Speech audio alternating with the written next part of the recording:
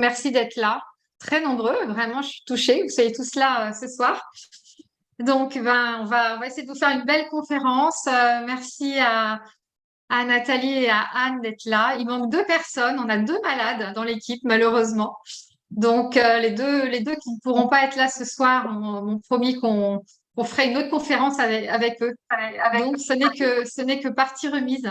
En tout cas, bienvenue et merci d'être là. Donc, je me présente rapidement pour ceux qui viennent pour la première fois sur ces conférences. Donc, je suis Anne-Françoise Chaperon. Voilà, je suis psychologue, psychothérapeute en TCC, formatrice. Et j'organise de temps en temps, une fois tous les mois ou tous les 2 mois environ, une conférence sur la thérapie cognitive processuelle. Il y a de plus en plus de personnes qui s'intéressent en ce moment à cette approche.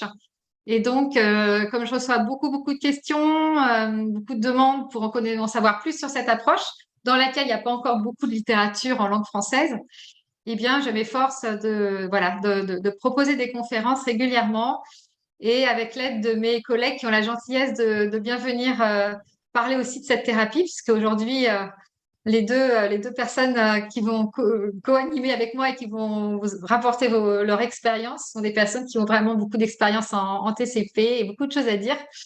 Et donc, voilà, donc l'idée, c'est de partager avec vous nos retours sur cette technique et puis aussi, surtout, à la fin de cette conférence, de répondre à vos questions, toutes vos questions. Alors, vous pouvez les écrire dans le chat au fur et à mesure. Et puis peut-être Mathieu, si tu veux bien, tu nous les poseras à la fin, si tu es toujours d'accord pour Oui, avoir ce bien rôle. sûr, ça marche. OK. Et puis vous pourrez aussi les poser oralement éventuellement à la fin de nos interventions. Voilà, donc je vais vous faire déjà un petit partage d'écran euh, pour commencer à rentrer dans le vif du sujet. Donc on sera toutes les trois à chacune à notre tour vous présenter on va dire notre vision de la thérapie cognitive processuelle. Alors on dit TCP, hein, ça va plus vite. Et comme ça, vous allez pouvoir avoir trois sons de cloche aujourd'hui.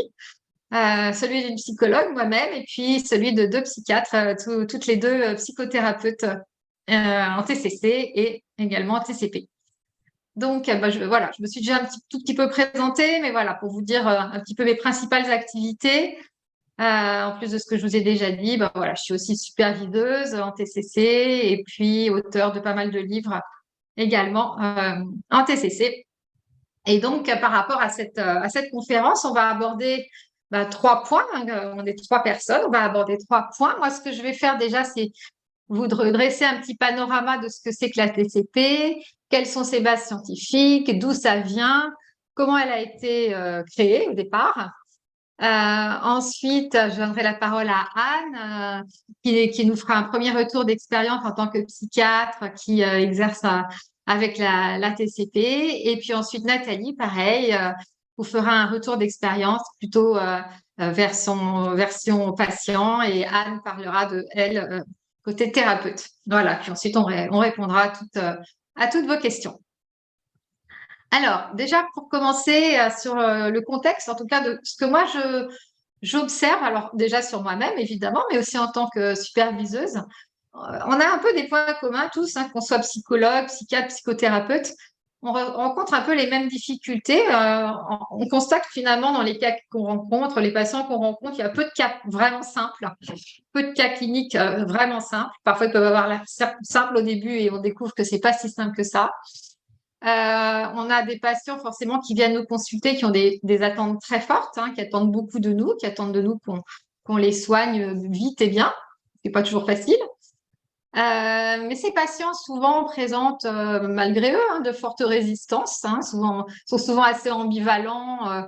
Ils veulent changer, mais passer par les processus de changement, c'est douloureux, c'est difficile.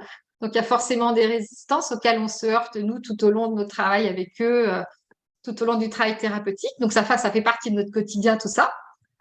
Et du coup, parfois, on peut aussi avoir des difficultés à nous organiser, à maintenir nos plans de thérapie. On peut avoir des patients qui viennent un jour avec un problème, un autre jour avec un autre problème. Et à un moment donné, on peut se retrouver sans savoir trop où on en est. Et du coup, les conséquences de tout ça, c'est que c'est déjà fatigant pour nous. On a un boulot qui est pas de tout repos. On peut aussi se demander parfois si on fait du bon travail. Je pense que d'ailleurs, c'est salutaire de se poser ce genre de questions quand on est thérapeute. Mais on peut aussi manquer de confiance en nous. Ça peut être un peu douloureux également de parfois se sentir en difficulté. On peut aussi avoir peur de ne pas aider suffisamment nos patients. Voilà, c'était juste pour, non pas pour vous démoraliser, hein, mais c'était juste pour vous dire, bah, peut-être que vous vous reconnaissez un peu là-dedans aussi. Mais en tout cas, j'ai l'impression que c'est un peu ce qu'on vit au quotidien en tant que thérapeute, qu'on soit débutant ou même expérimenté, c'est un petit peu ce qu'on vit tous. Donc, par rapport à la TCP dont on va vous parler aujourd'hui, ben, finalement, la TCP a été pas mal pensée pour résoudre ce type de problématique. On va voir qu'en fait, la TCP repose sur les mêmes bases scientifiques qui sont celles du modèle de Beck, mais je vous en reparlerai un petit peu tout à l'heure. On va, pour ceux qui sont évidemment parmi vous familiarisés avec la TCP, on va voir qu'on utilise le même vocabulaire ou quasiment le même pour nommer des concepts qui sont également communs en TCP, en TCC. Mais par contre, ce qui va être très original et très différent, c'est la manière de travailler. C'est-à-dire qu'en TCP, on ne travaille pas du tout de la même manière qu'en TCC ou que dans d'autres techniques qu'on peut utiliser également, comme la thérapie des schémas, comme l'hypnose, comme la pleine conscience, etc.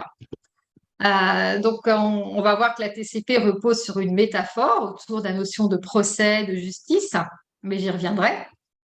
On va voir que la TCP, c'est une manière assez ludique de travailler. Donc, ça, c'est très important parce que le côté ludique, et puis mes collègues vont vous en parler aussi, ça permet vraiment d'entraîner le patient avec nous dans une aventure qui est leur thérapie et du coup de réduire leur résistance.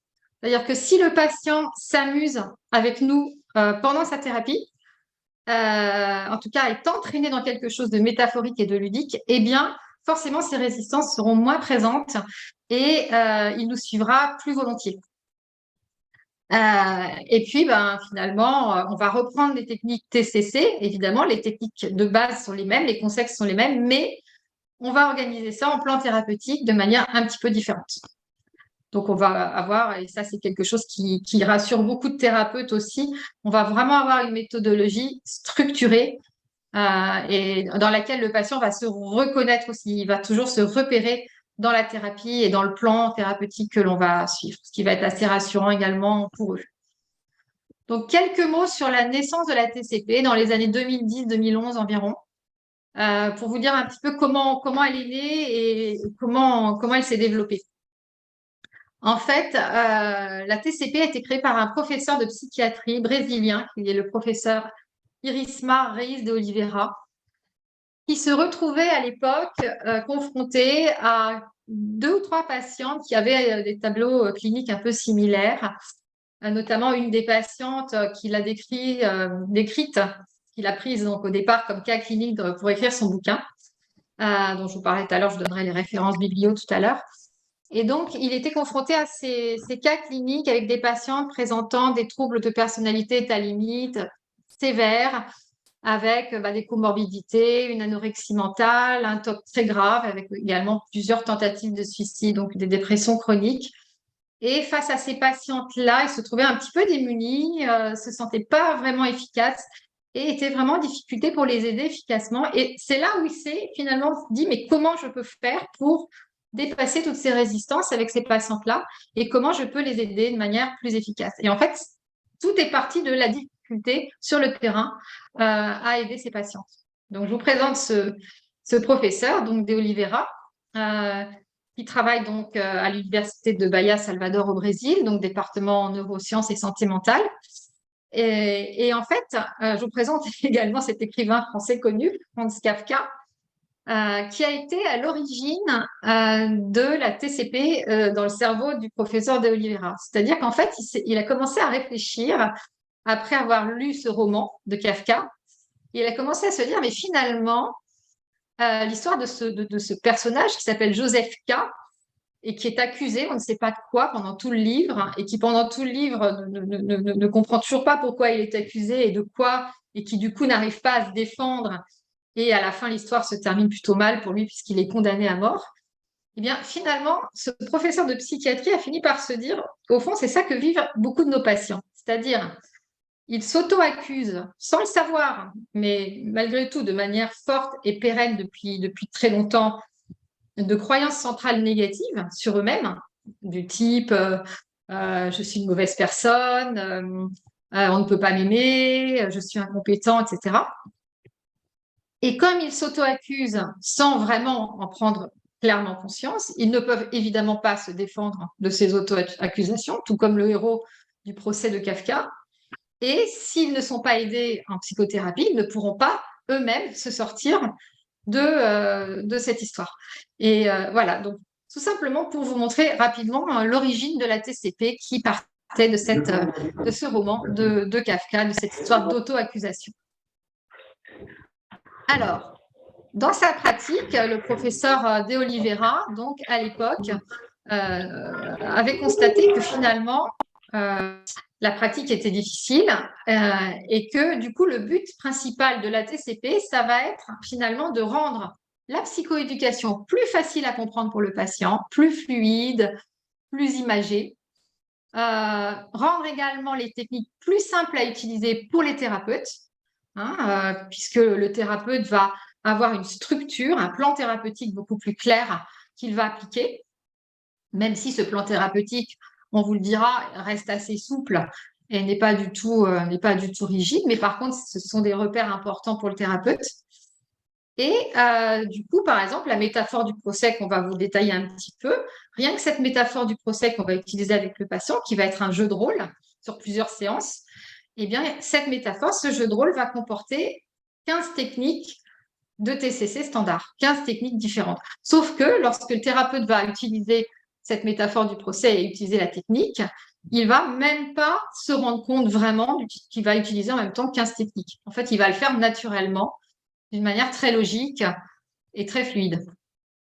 Donc, comme dit, voilà, c'est un petit verbatim du professeur, mais qui dit, voilà, on ne va même pas penser aux techniques et pourtant on va les utiliser quand même. Donc, c'est le même principe pour d'autres techniques de la TCP. Ben, là, je vous parle du procès, mais il y a énormément de techniques dans la TCP. Et c'est pareil, en fin de compte, en tout, la TCP regroupe une dizaine de techniques différentes, mais dans cette dizaine de techniques, on a à peu près 70 techniques prises isolément de TCC classiques, mais qui sont ordonnées différemment et utilisées différemment. Alors, d'une certaine manière, ce qu'on peut dire aussi, c'est que la TCP, c'est de la TCC très organisée. C'est une technique qui va permettre de dire que finalement, ben voilà, je vous ai mis des petits points verts là pour illustrer que, au fond, quand on est formé au TCC, mais pas que au TCC, d'ailleurs, à d'autres approches thérapeutiques, on a appris des tas de techniques, on a appris des outils, des manières de travailler qui sont très intéressantes et très utiles. Ce que va apporter la TCC, c'est qu'elle va relier entre elles ces techniques, c'est-à-dire qu'elle va les rendre cohérentes, intelligentes au sens pragmatique pour pouvoir les utiliser dans le bon ordre et de la bonne manière avec le patient et d'une manière qui soit vraiment pertinente pour aider le patient. Alors, j'avance un petit peu vite là sur les aspects théoriques. Donc, pour vous montrer que le point de départ de la TCP, et notamment l'analyse fonctionnelle qu'on va vous montrer de la TCP, elle repose sur ce modèle cognitif que les TCCistes connaissent par cœur, le modèle de Beck, où on va partir de situations-problèmes. Donc, on va demander au patient de nous apporter les situations qui lui posent problème dans sa vie. Et on va, avec lui, analyser ces situations de problème et on va regarder qu'est-ce qui se passe, quelles sont les pensées automatiques, les cognitions que les patients peuvent avoir sur ces situations, quelles émotions ils ressentent. Les émotions, on sait, ça se met dans le corps, on a des réactions physiologiques, des comportements qui vont apparaître. Ça, c'est ce qu'on appelle la partie directement observable, mais un petit peu d'une manière préconsciente, on va aller repérer des présupposés sous-jacents, qu'on peut aussi appeler des croyances conditionnelles, des raisonnements de type si alors, qu'on mettra en évidence avec le patient, qui sont là, c'est là où on va retrouver d'ailleurs les facteurs de maintien des troubles. Et si on creuse encore un petit peu plus profond, eh bien, on va atteindre les croyances centrales négatives de nos patients pour pouvoir ensuite aller les travailler et les assouplir. Ça, c'est un des grands objectifs de la TCP. Ce n'est pas le seul, mais un des grands objectifs, c'est de pouvoir assouplir ces croyances centrales négatives de nos patients, c'est-à-dire ces fameuses auto-accusations qu'ils ont contre eux-mêmes. Donc, je vous montre un petit exemple fictif d'une analyse fonctionnelle avec la TCP. Donc, j'ai pris un exemple d'un patient qui s'appelle Jean et qui souffrirait, par exemple, d'anxiété sociale. Donc, voilà ce que ça donne aux 3 niveaux de conceptualisation du cas de Jean. Jean est invité à prendre, la situation, c'est qu'il apprend qu'il est invité à une fête chez des amis. Il va tout de suite, quand il apprend qu'il est invité à une fête, penser que les gens vont penser qu'il est bizarre, et donc il adhère à 90% à cette croyance-là, en tout cas à cette pensée automatique. Ça le rend évidemment très anxieux à 100%. Et la réaction comportementale qu'il va avoir, spontanée, c'est de trouver une bonne raison, un bon prétexte pour ne pas se rendre à cette fête. Donc ça, c'est le niveau 1. Donc vous voyez, là, on est vraiment au niveau observable directement.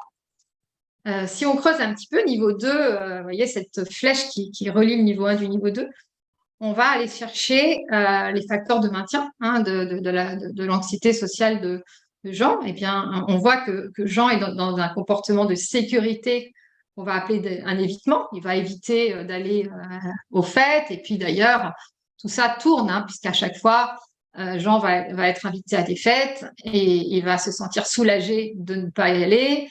Il va pas être très content de lui quand même, mais quand même, le coup d'après, la situation suivante, il va continuer à éviter. Et donc, on voit qu'on est dans un cercle vicieux qui tourne sur lui-même. Et on a donc toujours ces mêmes comportements de sécurité, les évitements. Et pourquoi est-ce que Jean fait tous ces évitements? C'est parce qu'il a une croyance conditionnelle qui est si je n'évite pas les gens, alors je vais me sentir mal à l'aise. Donc le si alors, on peut appeler le présupposé sous-jacent, est très cohérent avec le fait, évidemment, d'éviter les relations sociales. Et si on creuse un petit peu plus profondément au niveau 3 et qu'on va chercher la croyance centrale négative, eh bien, on s'aperçoit que lorsque Jean est dans une situation problème d'être invité dans une situation sociale, ça va tout de suite activer cette croyance centrale « je suis inadapté » à laquelle il croit à 80%. Là, c'est avec la technique qu'on appelle la flèche descendante en TCC. On va aller chercher, avec un questionnement socratique bien précis, on va aller chercher cette croyance centrale négative pour la mettre à jour, parce qu'au départ, elle est évidemment inconsciente.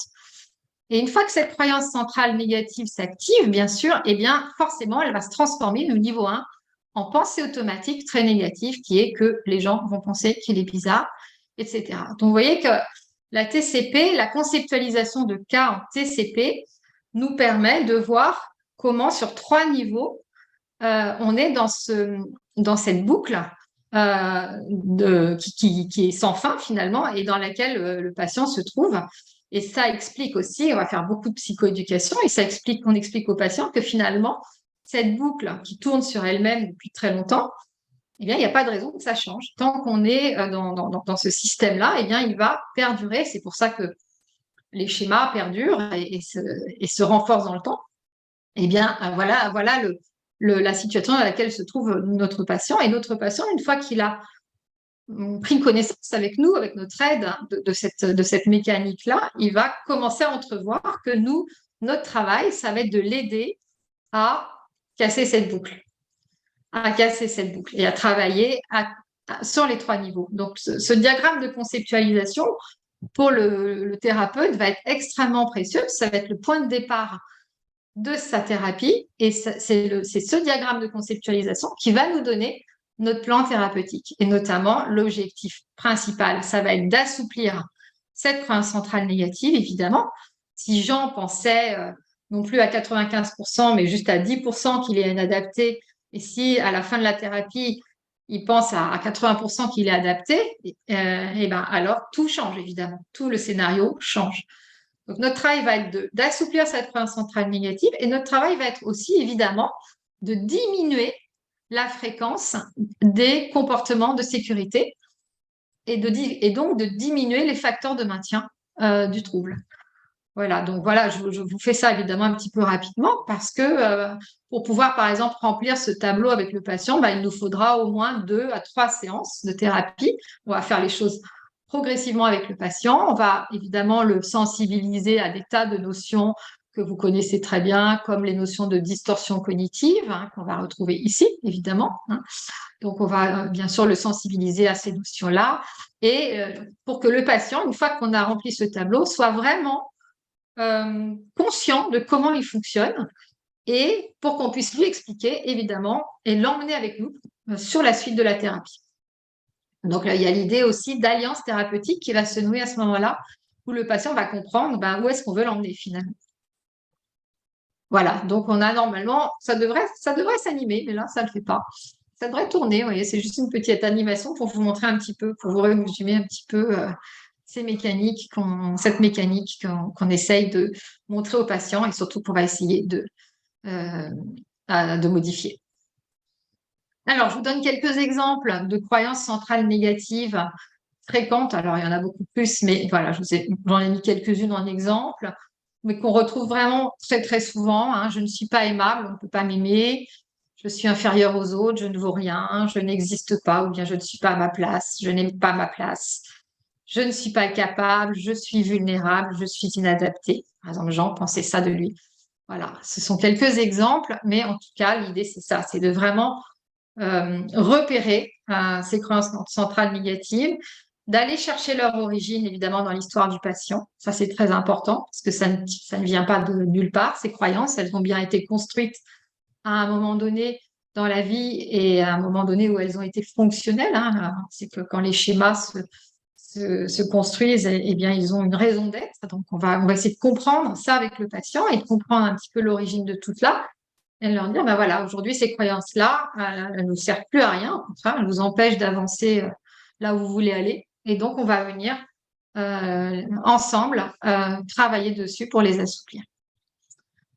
Donc, je voudrais vous dire deux mots, parce que mes collègues vont vous en parler un petit peu plus en détail, mais quand même, je voudrais vous dire deux mots de cette technique et de cette métaphore autour du procès, autour de la justice.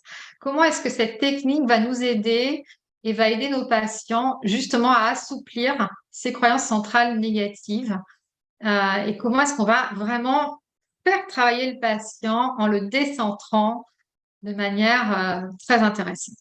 Alors, le patient, donc, comme je vous le disais tout à l'heure, va avec nous jouer dans un jeu de rôle géant. C'est-à-dire c'est un jeu de rôle qui va se faire sur plusieurs séances, sur au moins 3 séances de thérapie.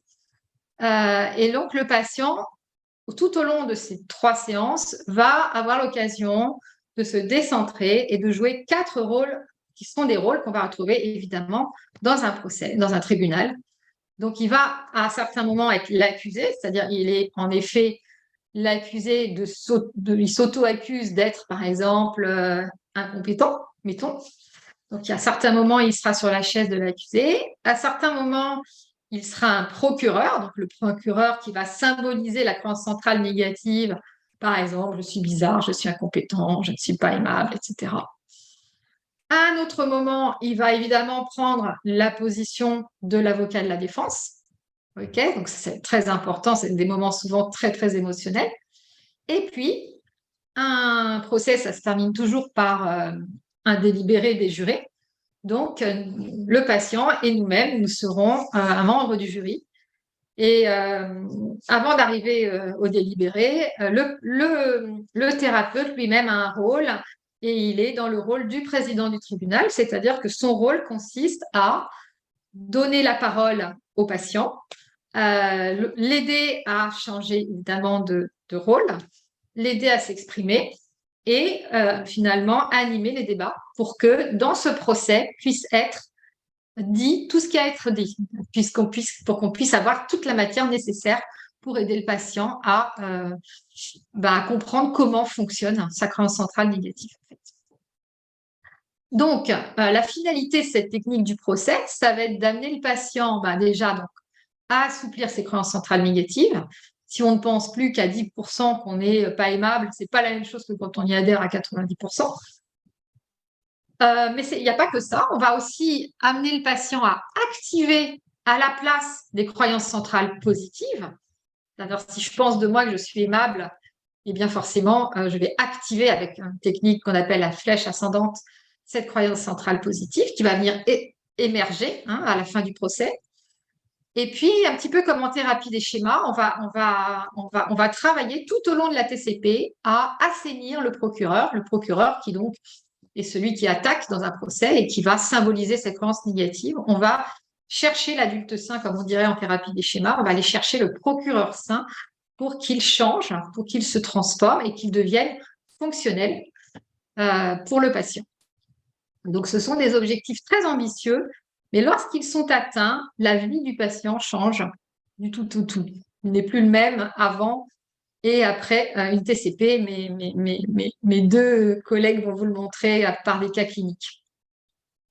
Alors, je vous montre un petit peu la disposition du tribunal. Donc là, on va utiliser la technique de la chaise vide, un petit peu comme en Gestalt, où vous êtes vous, alors le président du tribunal ou le juge. Donc le juge s'assoit, vous voyez ici au milieu, sur une chaise. Donc nous allons rester sur cette chaise-là. Et le patient, lui, va changer. Il sera à certains moments l'accusé, il sera en face de nous. À certains moments, il sera procureur. Il sera là pour attaquer, pour dire pourquoi est-ce que monsieur un tel est accusé de ne pas être aimable, par exemple. Et il va donner les arguments, il va faire son réquisitoire et l'avocat de la défense va s'asseoir à la gauche du juge. Et donc, le patient, à chaque fois, donc, vous voyez, va changer de chaise pour incarner, ça va l'aider à se décentrer, bien entendu, pour incarner chacun de ces personnages, chacune de ces postures. Alors, juste un tout petit mot sur la visio, parce qu'on utilise beaucoup aujourd'hui la téléconsultation. Alors, en téléconsultation, on a testé la TCP aussi. Donc, dans ces cas-là, on va demander au patient de changer de position, c'est-à-dire de se tourner vers la droite, vers la gauche, en fonction de s'il est procureur, avocat, et quand il sera accusé, il sera en face de nous. Donc, ça sera le même principe en visio pour pouvoir simplement changer de position pour aider le patient à vraiment incarner le personnage qu'il doit jouer. Alors, quelques mots sur l'aspect processuel de la TCP. Pourquoi c'est processuel? Alors déjà, le nom thérapie cognitive processuelle, c'est un nom qui a été traduit directement du portugais, puisqu'en fait, c'est une technique qui a été inventée, comme je vous le disais, par un professeur brésilien. Donc, c'est la traduction littérale du brésilien. En anglais, on dirait, on l'exprime différemment, on dit trial-based cognitive therapy. Donc, c'est-à-dire en anglais, on dirait que c'est une thérapie cognitive basée sur le procès. Mais en français, ça sonne pas bon. Donc, on a gardé en français thérapie cognitive processuelle, qui est la traduction littérale du portugais. Donc, en quoi elle est processuelle? Et elle est processuelle déjà parce qu'elle est transdiagnostique. Nous, ce qui nous intéresse, ce sont les processus qui sont sous-jacents aux troubles mentaux et non pas directement le diagnostic du trouble. On va justement cibler ces processus-là qui se sont installés, qui sont devenus des facteurs de maintien des troubles chez le patient. Et du coup, parmi ces processus, le plus important dont je vous ai parlé, c'est le travail sur les croyances centrales dysfonctionnelles. Donc, je vous ai mis d'autres exemples de processus qu'on travaille en TCP, mais je ne vais pas y passer beaucoup de temps parce que ce serait beaucoup trop long. Mais on va travailler, par exemple, l'attention sélective, les évitements attentionnels. On va travailler les ruminations mentales, tous les biais interprétatifs, les distorsions cognitives, les raisonnements émotionnels, également les comportements de sécurité, dont je vous ai parlé tout à l'heure, les différents types d'évitement, toutes les stratégies de contrôle, et plus globalement, voilà, tous les facteurs qui maintiennent les croyances centrales négatives dysfonctionnelles. Et du coup, plus globalement, on va vraiment viser les répétitions de scénarios de vie négatifs, c'est-à-dire quand le patient obéit quelque part à ces schémas, à ces croyances négatives, et bien il va répéter dans sa vie différents scénarios qui sont souvent les mêmes, en tout cas qui comportent des points communs, et on va venir, comme je vous disais, déstabiliser ces processus. Donc, il y a quand même une certaine proximité entre la TCP et d'autres approches. Alors, bien sûr, il y a une grande proximité avec les TCC, évidemment, mais ça, j'en ai déjà parlé. Mais il y a également des liens très forts avec la thérapie des schémas, puisque le point commun avec la thérapie des schémas, c'est qu'on va viser les croyances centrales négatives, justement pour faire émerger des croyances centrales positives. Également, en EMDR, on va travailler aussi beaucoup sur les croyances sur soi. Donc, de la même manière qu'en TCP, enfin pas de la même manière, mais en tout cas, on va viser aussi ces croyances-là. Il va y avoir des proximités avec les techniques ACT. Et moi, je combine beaucoup la TCP avec l'ACT, et notamment le travail de diffusion. Il y a pas mal d'exercices en TCP qui sont des exercices de diffusion cognitive. On va mettre en place aussi des actions orientées vers les valeurs. On va utiliser des métaphores également, comme dans l'ACT. Et puis également, en TCP, on va utiliser des techniques de pleine conscience à certains moments et d'exposition émotionnelle. Donc, vous voyez que la TCP se situe à un carrefour de plusieurs approches, et les thérapeutes qui sont déjà formés à telle ou telle approche se sentent aussi très à l'aise avec la TCP parce que on a beaucoup de choses en commun. Alors là, je remercie Mathieu pour cette magnifique slide qui, lorsqu'on avait, peut-être certains d'entre vous ont déjà assisté à la conférence de Mathieu qui a eu lieu il y a quelques mois, mais quand Mathieu nous a fait son retour d'expérience sur la TCP, il expliquait que finalement, au départ, il avait l'impression d'avoir une boîte à outils avec beaucoup de choses dedans, avec beaucoup d'outils, beaucoup de techniques qu'il avait apprises en formation, etc. Mais un peu rangé, vous voyez, pas trop bien, un peu rangé dans tous les sens. Et que la TCP, finalement, lui a permis d'organiser, d'ordonner toutes ces connaissances et toutes ces compétences pour les rendre plus fonctionnelles, plus opérationnelles. Mathieu, je ne me trompe pas, j'explique bien. Si tu veux le modifier, tu peux, hein. C'est C'est bien ça? exactement ça. Je ne l'aurais pas mieux dit. C'est vrai? Mm. Ouais, merci alors. Donc voilà, donc c'est vrai que ça, c'est je dirais, un des grands apports de la TCP, c'est de rendre notre travail plus clair. Vraiment, je crois que si on pouvait résumer en un mot, ce serait ça. Ça rend notre travail plus clair pour nous déjà, mais aussi pour le patient. C'est mieux ce qu'on fait avec lui, pourquoi on le fait et où on va. Donc en résumé, voilà, qu'est-ce que nous permet la TCP? De pouvoir travailler quand même avec des patients qui présentent des tableaux complexes. En fait, nous, thérapeutes, on est moins effrayés quand on va avoir devant nous un patient avec troubles de personnalité, avec des comorbidités.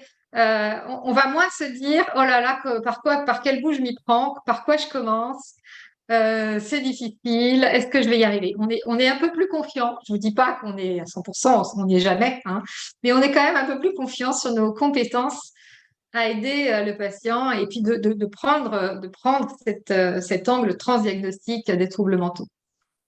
Ça permet aussi de mieux faire face aux résistances et à cette fameuse ambivalence dont je parlais tout à l'heure, puisque, comme je vous le disais, le côté ludique va beaucoup aider.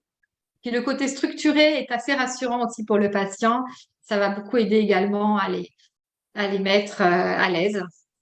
Donc, c'est très adapté pour prendre en charge les troubles de personnalité, notamment les troubles de personnalité état limite, qui sont quand même toujours compliqués à traiter. Et puis, bah oui, comme je vous le disais, ça se combine très bien avec d'autres techniques comme l'ACT, comme les techniques de pleine conscience. Et on a des résultats thérapeutiques plus rapides. En tout cas, pour l'instant, je ne peux pas vous donner des validations scientifiques là-dessus, mais en tout cas, notre impression clinique, quand on en parle entre collègues qui pratiquons, oui, on voit bien qu'il y a un avant et un après la TCP, et on avance plus vite, nettement plus vite avec nos patients pour obtenir des résultats. Ce qu'on appelle résultat, c'est effectivement ce que je disais tout à l'heure, assouplissement des croyances centrales, diminution des facteurs de maintien, et puis donc, du coup, résolution des problèmes qui sont venus résoudre avec nous en thérapie. Et puis forcément, c'est moins fatigant pour nous parce que déjà, franchement, on s'amuse mieux en pratiquant. C'est vrai que c'est ludique et c'est vrai que c'est très agréable à pratiquer au quotidien. C'est moins lourd, c'est moins pesant que ce qu'on faisait avant, en tout cas de mon expérience. On verra ce que diront les collègues. Et je sais que parmi vous, il y a beaucoup de collègues qui sont formés à la TCP. Donc, si vous avez envie après de donner votre avis là-dessus, ça sera avec grand plaisir. En tout cas, franchement, voilà, c'est moins fatigant pour un résultat très satisfaisant. Donc, on a envie de continuer. En tout cas, on a beaucoup de renforcement positif et nos patients aussi. Donc, quelques mots sur les études sur la TCP aujourd'hui. Donc, elles sont toutes en anglais pour l'instant. Elles sont toutes, vous allez les retrouver sur mon site internet si vous voulez les lire, les télécharger, il n'y aura aucun problème. Je vous dis ça juste après. Je vous ai mis quelques exemples ci-dessous d'études qui ont été réalisées depuis 2012. Donc, mais il y en a d'autres. Donc, vous les retrouverez sur mon site, anne-françoischaperon.fr. Au niveau littérature, il n'y a pas encore grand-chose. Il y a 2 livres, hein, les 2 livres du professeur Iris Maris de Oliveira en anglais. J'ai écrit un petit e-book en français pour patienter parce que le livre en français va sortir dans un an. C'est un ouvrage que je vais coécrire avec une dizaine de collègues, tous formés à la TCP, qui va peut-être s'appeler Prendre en charge les cas complexes avec la thérapie cognitive processuelle. Ça, c'est le titre provisoire. Mais voilà, donc dans un an, il y aura un bouquin en français chez Duno. Mais pour l'instant, voilà, on a de la littérature en anglais. Et donc, si vous voulez avoir plus de ressources, télécharger le livre blanc, les études scientifiques, elles y sont également sur ce site. Il y a d'autres ressources également, donc n'hésitez pas, vous pouvez, si ce n'est déjà fait, avoir accès à toutes ces données-là. Voilà, et ben, je vous remercie beaucoup de votre attention. Je vais arrêter le partage d'écran et je vais donner la parole à Anne. Merci beaucoup Anne-Françoise. Alors, je vais faire aussi mon partage d'écran. Voilà. Ok, c'est bon pour vous? C'est bon? Oui, c'est Très bien. parfait. Parfait. Bon, merci beaucoup. Je vous vois très, très nombreux. Alors, je n'ose pas demander combien il y a de psychiatres dans la salle. Enfin, j'aimerais bien savoir le nombre de psychiatres qui écoutent cette conférence, puisque, en effet, l'intitulé de mon exposé, c'est plutôt les psychiatres ont-ils encore le temps de faire des psychothérapies? Et au travers de ça, je vais surtout parler de mon expérience de pratique en TCP, qui me fatiguera sûrement moins dans 2 ans, mais qui pour l'instant me fatigue encore un peu, le temps de formaliser les choses. Mais je commence à voir des premiers effets très positifs, et pour les patients depuis bien longtemps, et pour moi aussi, ça commence à être assez agréable. Alors, les difficultés pour les psychiatres, les difficultés rencontrées dans la pratique en psychiatrie pour nous, les psychiatres, c'est qu'on est confronté à de plus en plus de demandes de prise en charge de nouveaux patients. Il y a de moins en moins de psychiatres en France, en moyenne 23 pour 100 000 habitants. Il y en a 9 pour 100 000 environ dans le Cantal, il y en a 90 pour 100 000 à Paris, mais c'est très hétérogène. On est de plus en plus sollicité pour faire des demandes d'évaluation de jeunes patients ou d'adultes, enfin de tous les âges. Tout le monde tombe plus ou moins malade en ce moment, a des difficultés à affronter entre la pandémie, l'Ukraine, les gens sont de plus en plus en difficulté. Il y a beaucoup de nomadisme médical. Du coup, on récupère, nous les psychiatres, des cas de plus en plus sévères. Et il faudrait constater qu'on fait beaucoup de prescriptions pharmacologiques et qu'on a de moins en moins de temps pour faire de la TCC, vu que les journées ne font que 24 heures. Et au passage, la France devient un vrai désert médical, ce qui complexifie vraiment, et je l'ai vu très très nettement ces 6 derniers mois. Mes plages de TCC sont de plus en plus faibles et je dois prescrire des traitements puisque les gens vont de moins en moins bien. Et je suis débordée par mon activité, donc plus de médecins. Alors, les conséquences pour moi et pour les patients, finalement, il y a une certaine insatisfaction des 2 parties. Moi, je suis assez stressée par rapport à la recherche d'optimisation du temps, d'essayer de voir de plus en plus de patients, toujours correctement, d'essayer de les recevoir le plus possible. J'ai de moins en moins de temps, comme je vous l'ai dit, de faire des TCC, et pourtant j'aime beaucoup en faire et je sais que ça marche très bien. J'ai quand même un peu l'impression de tirer les wagons parfois avec les patients. J'ai des prises en charge qui peuvent être interrompues parce que les patients manquent d'implication. On connaît tous ça, qu'il y a parfois une baisse de motivation des patients, comme le disait très justement Anne-Françoise.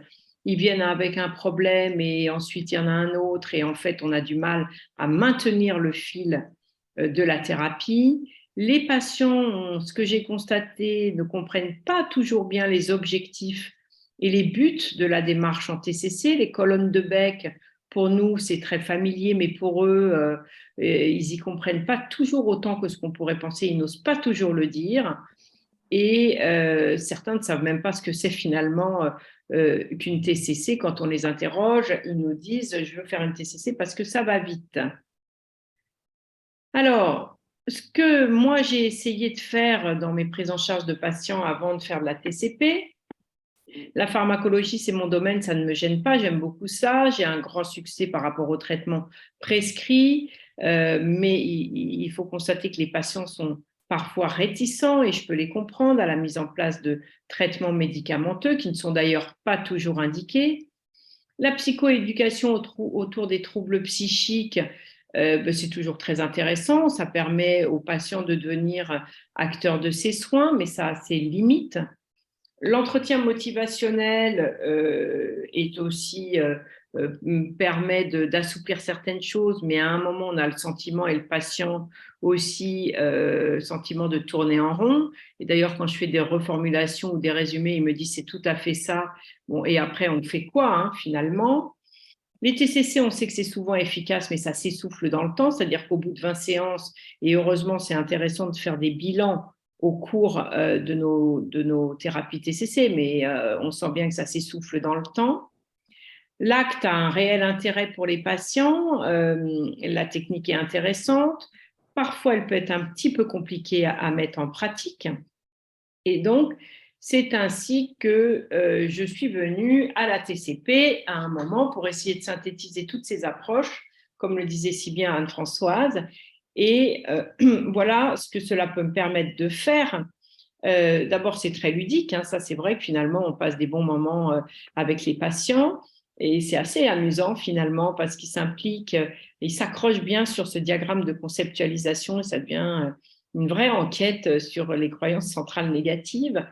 Il y a un travail préliminaire donc centré sur la situation problème, avec un focus émotionnel important et une immersion dans la situation. Une fois la croyance centrale négative identifiée, on se lance dans le jeu de rôle, et puis on maintient un vrai travail avec la reprogrammation de cette croyance centrale positive et l'émergence de celle-ci et la pratique d'exercice ensuite. Alors en gros, on s'aperçoit 10 séances maximales tous les 15 jours, en 3 mois, l'affaire est quasiment réglée. Et en fait, c'est vrai ce qui se passe, parce que moi, je l'ai pratiqué. Donc, dans la pratique, j'ai fait 6 procès avec 6 patients, et quand même, je dois dire que j'ai eu 6 succès.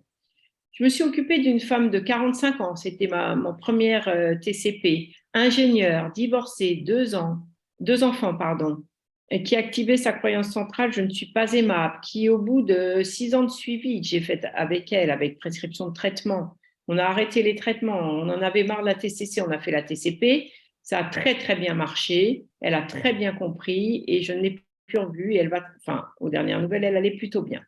Une jeune femme de 25 ans, médecin en couple, qui activait sa croyance « je ne suis pas compétente », là aussi un vrai succès.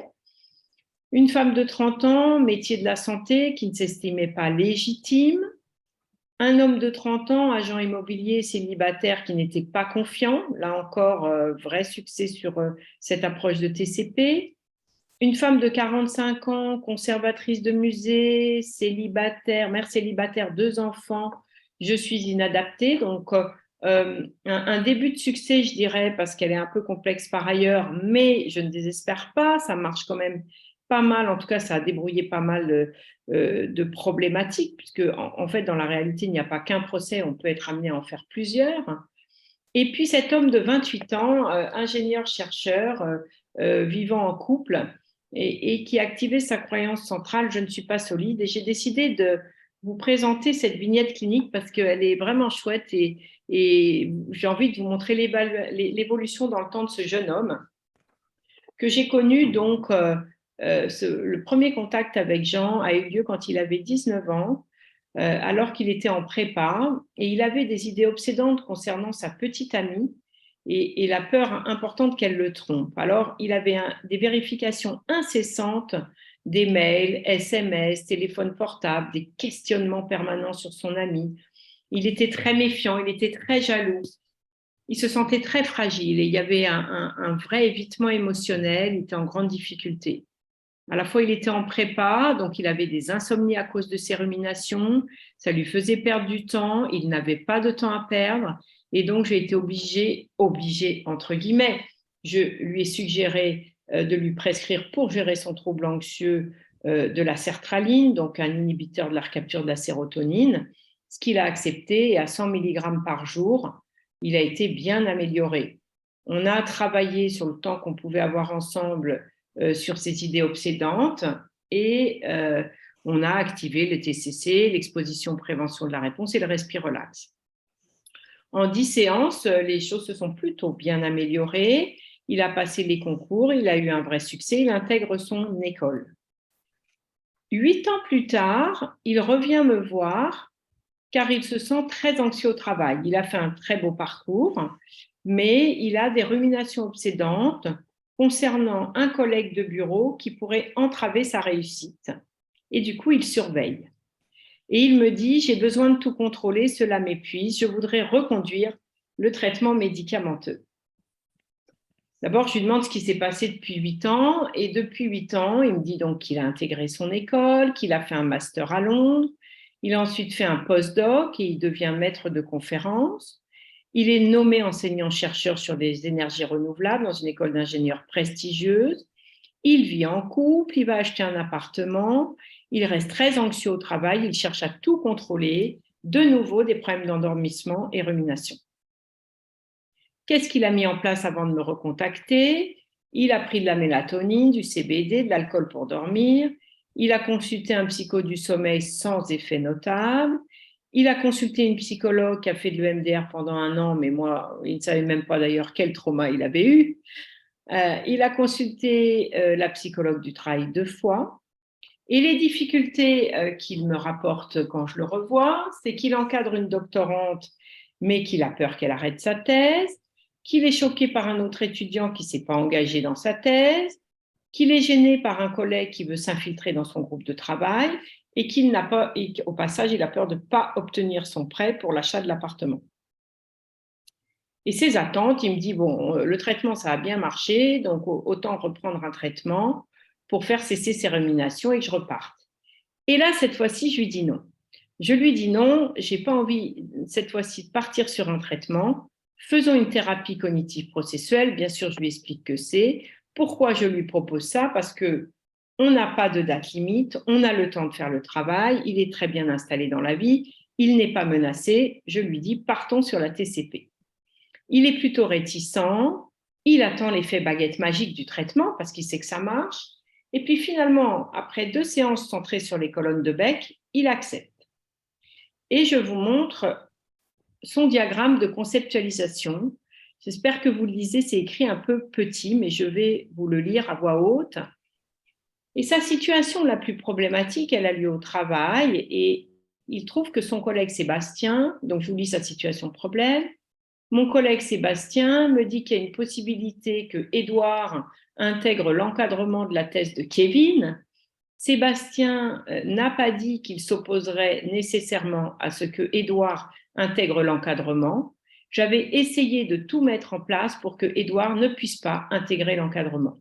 Donc là, il se sent à l'évidence très menacé et il dit que si Édouard intègre l'encadrement, il va être dans mes pattes pendant 3 ans. Il risque de me faire des remarques qui vont m'angoisser.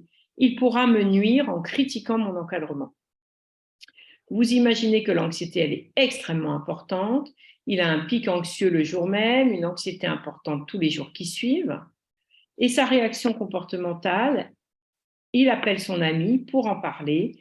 Je simule toutes les pires situations qui pourraient se produire en parlant à son ami si Édouard intégrait l'encadrement et je réfléchis à comment je pourrais réagir à ces situations. Il n'a pas beaucoup de manifestations physiologiques, il passe son temps à ruminer. Le présupposé sous-jacent, c'est si je ne contrôle pas, alors ça va m'échapper et je vais être démasqué. Le comportement de sécurité, c'est donc j'essaie de reprendre le contrôle de la possible nouvelle situation en exclusant toutes les situations problèmes possibles. Nous sommes arrivés à la croyance centrale négative qu'en fait, il ne se sentait pas solide. D'où l'idée d'être démasqué, parce que moi, je ne comprenais pas démasqué de quoi. Et en fait, démasqué que ce n'est pas quelqu'un de solide. Et ça, il y croyait vraiment à 90%. Je ne l'ai pas noté en dessous, mais il croyait à 90%. Alors, je vous ai passé les étapes, mais en plus, je suis contente parce que depuis peu, j'ai de bonnes nouvelles, je vais vous les raconter. On a fait le procès, on a mis en évidence les biais cognitifs, la généralisation, discrédité positif, enfin, on a mis au moins en évidence 10 biais cognitifs, jusqu'à faire émerger la croyance centrale positive qui est « je suis solide ». Et donc, on a mis en place l'exercice qui était de relever 3 faits chaque jour qui validaient cette croyance centrale « je suis solide ». Alors, justement, c'est là que viennent les bonnes nouvelles parce que j'ai quand même envie de vous les lire. Je ne les avais pas quand j'avais préparé ce diaporama et je les ai reçus il y a 3 jours puisque je vais revoir le patient. Et je vous raconte quand même les croyances centrales positives que je suis solide parce que je trouve que c'est assez spectaculaire quand même concernant, comme vous avez pu le suivre, les problèmes au travail. Alors, il me met 3 faits chaque jour. Je n'ai pas regardé mes mails le soir. J'ai fait confiance à Isabelle pour la personne qui signe la convention de stage. J'ai refait la réunion avec Sandrine. La réunion avec Sandrine ne s'est pas mal passée, mais pas parfaitement. Cependant, je n'ai pas relancé Sandrine. Donc, déjà sur une journée, donc des choses qu'il n'a pas été amené à revérifier. Je n'ai pas regardé Teams pour voir si Kevin m'avait répondu. Je n'ai pas pensé au travail l'après-midi. Je n'ai pas reparlé à Sarah du lit. Bon. Je n'ai pas envoyé de mail à Emmanuel dans la hâte. Je n'ai pas répondu à Kevin dans la hâte. J'ai été courir à la place de retourner voir Séverine. Bon, je vous lis ça pour vous dire que c'est quand même très spectaculaire de voir émerger tout ce qu'il ne fait plus maintenant, à savoir vérifier, chercher de la réassurance, vouloir être validé. Voilà, donc, et il y en a tous les jours, et il arrive et il a très très bien fait le travail sur les 15 derniers jours. Je n'ai pas relancé Célia concernant le truc pour l'article. Enfin bref, moi je suis assez stupéfaite en lisant, c'est pour ça que j'étais contente de vous le lire. Quels résultats et changements pour le patient et pour moi? Comme je vous ai dit, 6 patients, 6 succès, c'est quand même vrai. Beaucoup de temps dédié, alors c'est là que je vous dis que ça me fatiguait moi au départ, maintenant ça va de mieux en mieux, mais beaucoup de temps dédié au recueil clinique pour identifier la croyance centrale négative. Moi, je ne suis pas aussi fluide qu'Anne-Françoise. En plus, je suis un peu perfectionniste. Alors, je cherche pour être sûre de ne pas me planter sur la croyance centrale négative. Mais quand même, on arrive à des très bonnes prises en charge et des fins de prise en charge surtout. Donc, ça répond à mon objectif qui fait que ça laisse de la place pour d'autres et que du coup, tout le monde est satisfait. En conclusion, est-ce que c'est possible la TCP pour les psychiatres? Moi, je vous réponds que oui, c'est possible. Ça accroche très bien le patient. Plus on pratique, plus on maîtrise, plus on va vite. Même si on ne va pas totalement jusqu'au bout, c'est ce que je faisais il y a quelque temps. Je n'étais pas complètement rigoureuse, mais là, avec la pratique, je vais vraiment aller jusqu'au bout. J'entends par là 2e ou 3e procès pour avoir un procureur sain. Ça me permet de prendre en charge d'autres patients. À long terme, il y a un meilleur turnover. Donc, la TCP, c'est de la TCC pour le thérapeute, c'est un prêt à l'emploi pour le patient. Et le thérapeute, c'est cadrant, rassurant, efficace, objectivable et réactivable à tout moment. Donc, finalement, je me suis dit, OK, c'est bien beau. Est-ce qu'il y a quand même des limites et des contre-indications? Bon, la question du temps, c'est vrai que plus de temps qu'un entretien médical pour moi au départ, avec des séances de TCC, mais qu'avec des séances de TCC, mais il y a un très bon retour sur investissement. Le patient, au niveau clinique, et encore que là, maintenant, je reviens sur le temps, je pense que je vais en gagner du temps, puisque dès que je reçois même des nouveaux patients maintenant, je me mets dans l'ambiance TCP. Donc, je suis en train de récupérer beaucoup d'éléments cliniques sans avoir à y repasser trop de temps.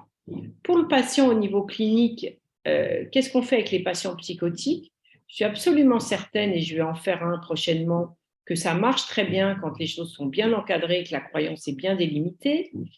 Les états limites stabilisés, il n'y a pas lieu. Pour les paranoïaques, faire un procès, ça me semble un peu plus complexe et je n'oserais pas m'y lancer pour l'instant. Et pour la démence, je pense que ce n'est pas indiqué aujourd'hui, puisque les patients, s'ils ne se souviennent de rien, on va avoir beaucoup de problèmes.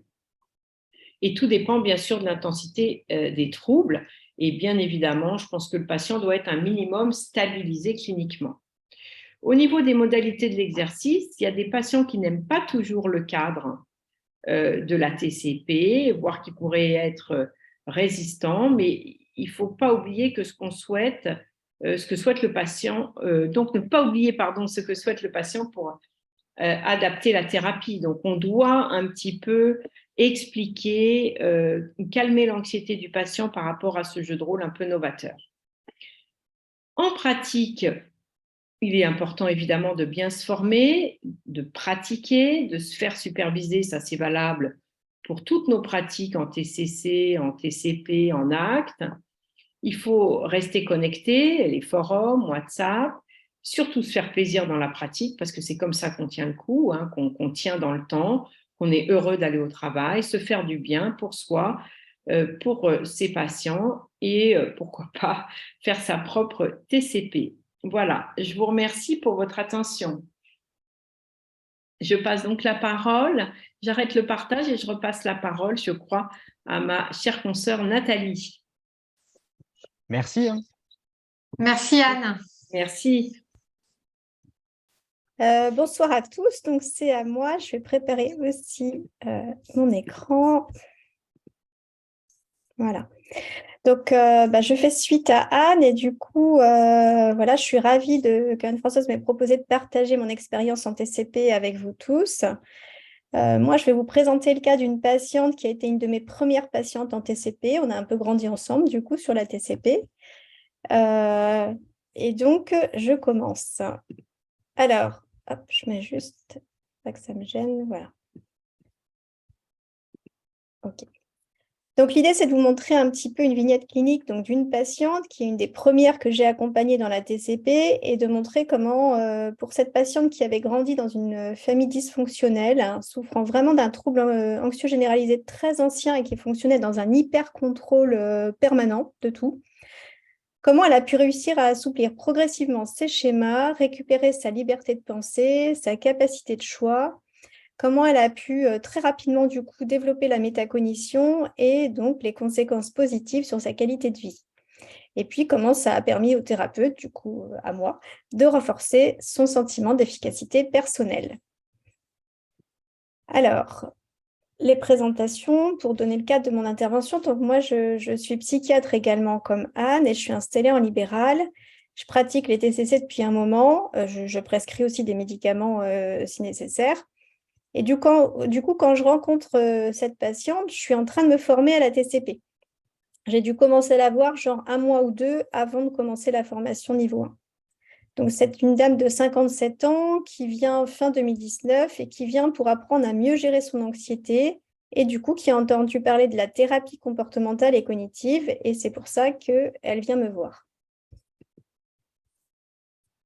Cette patiente vit en couple, elle a 2 enfants adultes, elle a travaillé dans le domaine de la santé, elle est en invalidité depuis 2016 pour des problèmes de santé successifs, elle a eu vraiment des gros problèmes de santé et comme elle fonctionne dans l'hyper-contrôle, elle anticipe, elle vérifie, si elle doit voir un médecin ou un soignant ou avoir un bilan de santé, elle check, elle cherche le mieux possible, dans les meilleures conditions possibles, mais du coup, elle y consacre énormément de temps et elle fait pareil pour ses proches. C'est là-dessus qu'elle vient travailler. Elle n'a pas de réseau amical quand je la reçois. Elle me dit qu'elle a toujours été un peu seule et qu'elle n'a pas réussi à se faire des amis.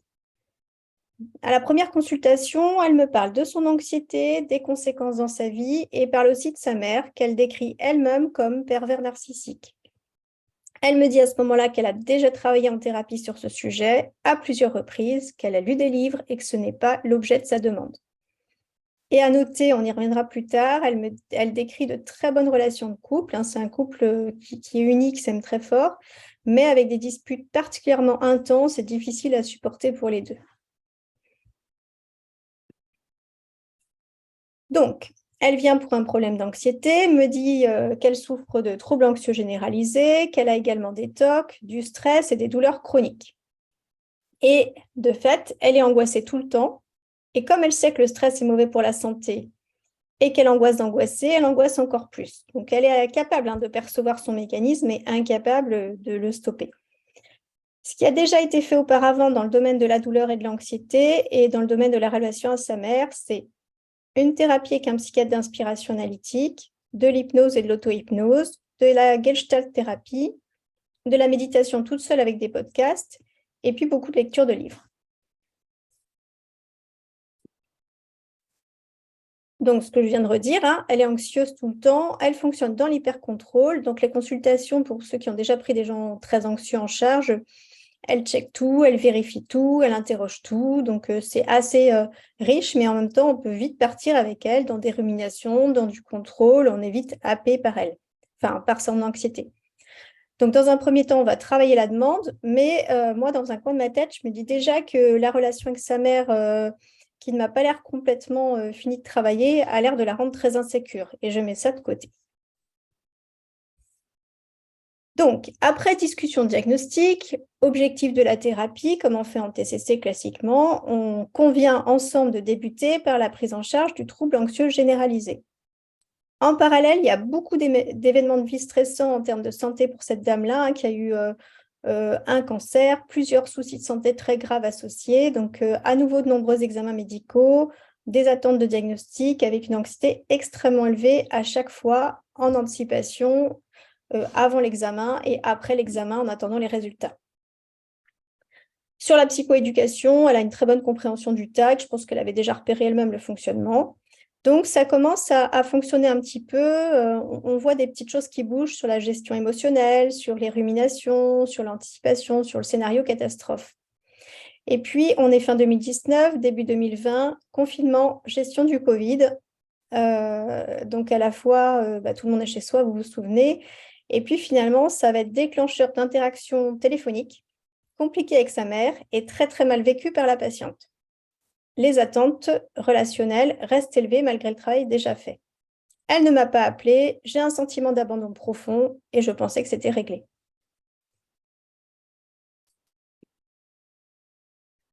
Donc, du coup, je lui propose de faire une séance sur les relations avec sa mère.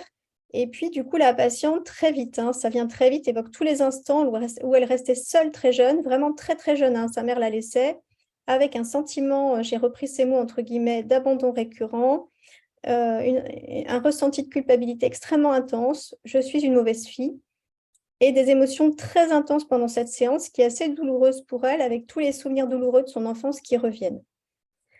Alors, comme on a dit qu'on faisait avant-après formation en TCP, et pour la patiente et pour le thérapeute, juste pour dire, si je n'avais pas été formée en thérapie cognitive processuelle, j'aurais travaillé sur la psychoéducation, sur la relation toxique avec sa mère. Enfin, si la patiente avait été demandeuse, ce qui devient le cas ici, on aurait sûrement travaillé en restructuration cognitive et on aurait abordé la question des schémas, mais je n'étais pas très à l'aise pour le faire. Donc, à l'issue de cette séance, je vais lui présenter et lui faire la proposition de la TCP. Et puis, pour ceux qui se lanceraient, on peut noter qu'à ce moment-là, je me suis vraiment dévoilée puisque je lui ai dit que j'étais débutante en thérapie cognitive processuelle et que voilà, j'allais apprendre, m'entraîner en même temps. Elle a immédiatement adhéré. Et pour la petite histoire, je pense que les premières consultes de mémoire, on les a faites en visio. Du coup, quand on commence une nouvelle technique, c'est assez pratique parce que on peut avoir. Moi, j'avais tous mes documents avec moi au début, plutôt pour me rassurer d'ailleurs qu'autre chose. Et du coup, en visio, je me disais, la patiente, elle ne voit pas que j'ai tout, c'est très bien. Bon, après, en pratique, maintenant, je mets tous les documents dont je pourrais avoir besoin devant moi, que ce soit en présentiel ou en distanciel, et ça se passe très bien de la même façon. Mais c'est un peu mon idée au départ. Alors, je fais passer, avant de commencer la thérapie, je fais passer un questionnaire de Jung à tous mes patients et j'en fais un à la fin. Dans ma pratique personnelle, je ne regarde pas vraiment le diagramme et je ne leur donne pas les résultats avant parce que j'aime bien travailler de façon extrêmement spontanée. J'ai beaucoup de patients qui sont très anxieux, qui interprètent, qui cherchent, etc. Et moi, je veux les garder le plus spontané possible. Donc, je ne leur montre pas les résultats, ils sont prévenus, ils les ont à la fin. Alors, je vais quand même vous montrer ici les résultats du questionnaire. Donc, c'est le questionnaire de Jung. Et là, on peut voir rapidement, je vais vous le remontrer à la fin, mais on a l'allure des courbes. On voit qu'il y a quand même 1, 2, 3, 4, 5 schémas qui sont au-dessus de la ligne rouge-rouge. Et puis, on peut en rajouter 6, 7, 8 en tout, hein, qui sont sur un seuil quand même élevé. Donc, on voit qu'il y a un certain nombre de choses, de difficultés qui peuvent embarrasser la patiente. Je le montrerai à la vignette sur le schéma à nouveau sur les questionnaires de Jung après. Là, je passe à la prise en charge clinique. Alors, donc, vous l'avez entendu, pour la prise en charge en TCP, on va commencer par réaliser le diagramme de conceptualisation. Je vais vous le montrer. Et puis, on va travailler sur les distorsions cognitives du niveau 1, mettre en place le procès. Pour le coup, pour cette patiente-là, on a fait un procès initial et 2 appels. Et la croyance centrale négative au départ était « je suis inaimable ». La croyance centrale positive obtenue à la fin du premier procès, c'était « je suis aimable ». Je vais vous montrer tout ça. Alors, diagramme de conceptualisation. Notre situation de départ, finalement, c'était la situation d'interaction téléphonique avec sa mère.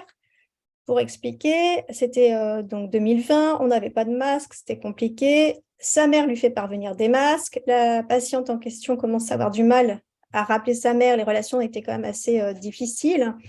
Donc, elle n'avait pas rappelé. Et puis, elle me dit, oh là là, voilà, je me suis trouvée très, très mal samedi. Ça a été très violent, très difficile. Et donc, on prend cette situation de départ avec une réaction émotionnelle extrêmement intense. La situation, problème. Samedi, ma mère me demande si j'ai reçu les masques. En fait, je n'avais pas appelé pour la prévenir. Pensée automatique, je suis nulle à 90% de croyances, culpabilité 90%, réaction comportementale habituelle d'ailleurs, je me justifie puis je rumine. On attaque le deuxième niveau, donc moi je fais les choses en 3 ou 4 consultes en général, plutôt 4. Deuxième niveau, que se passerait-il? Alors, on met en évidence son comportement de sécurité, qui est du coup de tout anticiper ou bien de justifier. En l'occurrence, avec sa mère, elle passe son temps à justifier. Et le présupposé sous-jacent, si je ne me justifiais pas, je me sentirais encore plus coupable. Donc ça, on explique directement au patient les liens et que, évidemment, dans ce cas-là, c'est logique qu'elle essaye de se justifier, sinon ce serait encore plus difficile à supporter. Alors, on continue notre enquête et on arrive en 2 séances sur le 3e niveau avec « je suis inaimable » à 80-90%. Et là, pour bien ancrer, pour bien vérifier qu'on est au bon endroit et puis essayer de relier la CCN, la croyance centrale négative, à la vie des gens, on va leur demander la première fois qu'ils ont eu cette croyance centrale négative, quand est-ce que ça remonte dans leur enfance. En l'occurrence, je n'ai pas eu le temps de poser la question. Elle était déjà partie en train de me dire « mince, ça me rappelle » et hop. Avec des gens, il faut savoir quand on arrive à ce moment-là, c'est des gens qui ont un vécu émotionnel extrêmement intense. Là, on peut savoir qu'on est au bon endroit, qu'on a bien fait le travail. Et là, elle est repartie sur son enfance aussitôt. Je n'ai même pas eu besoin de lui poser de questions. Donc, on a fait le diagramme de conceptualisation. On a travaillé au passage sur les distorsions cognitives. Je ne le fais pas ici. Et puis, celui-là, c'est le diagramme final. Et puis, on va attaquer le procès. Alors, je vous montre un extrait du premier procès. Donc, le procès, Anne-Françoise vous a expliqué comment c'était. Moi, je vais vous montrer le tableau d'enregistrement. Donc, on a un procureur et un avocat et le juge qui est présent.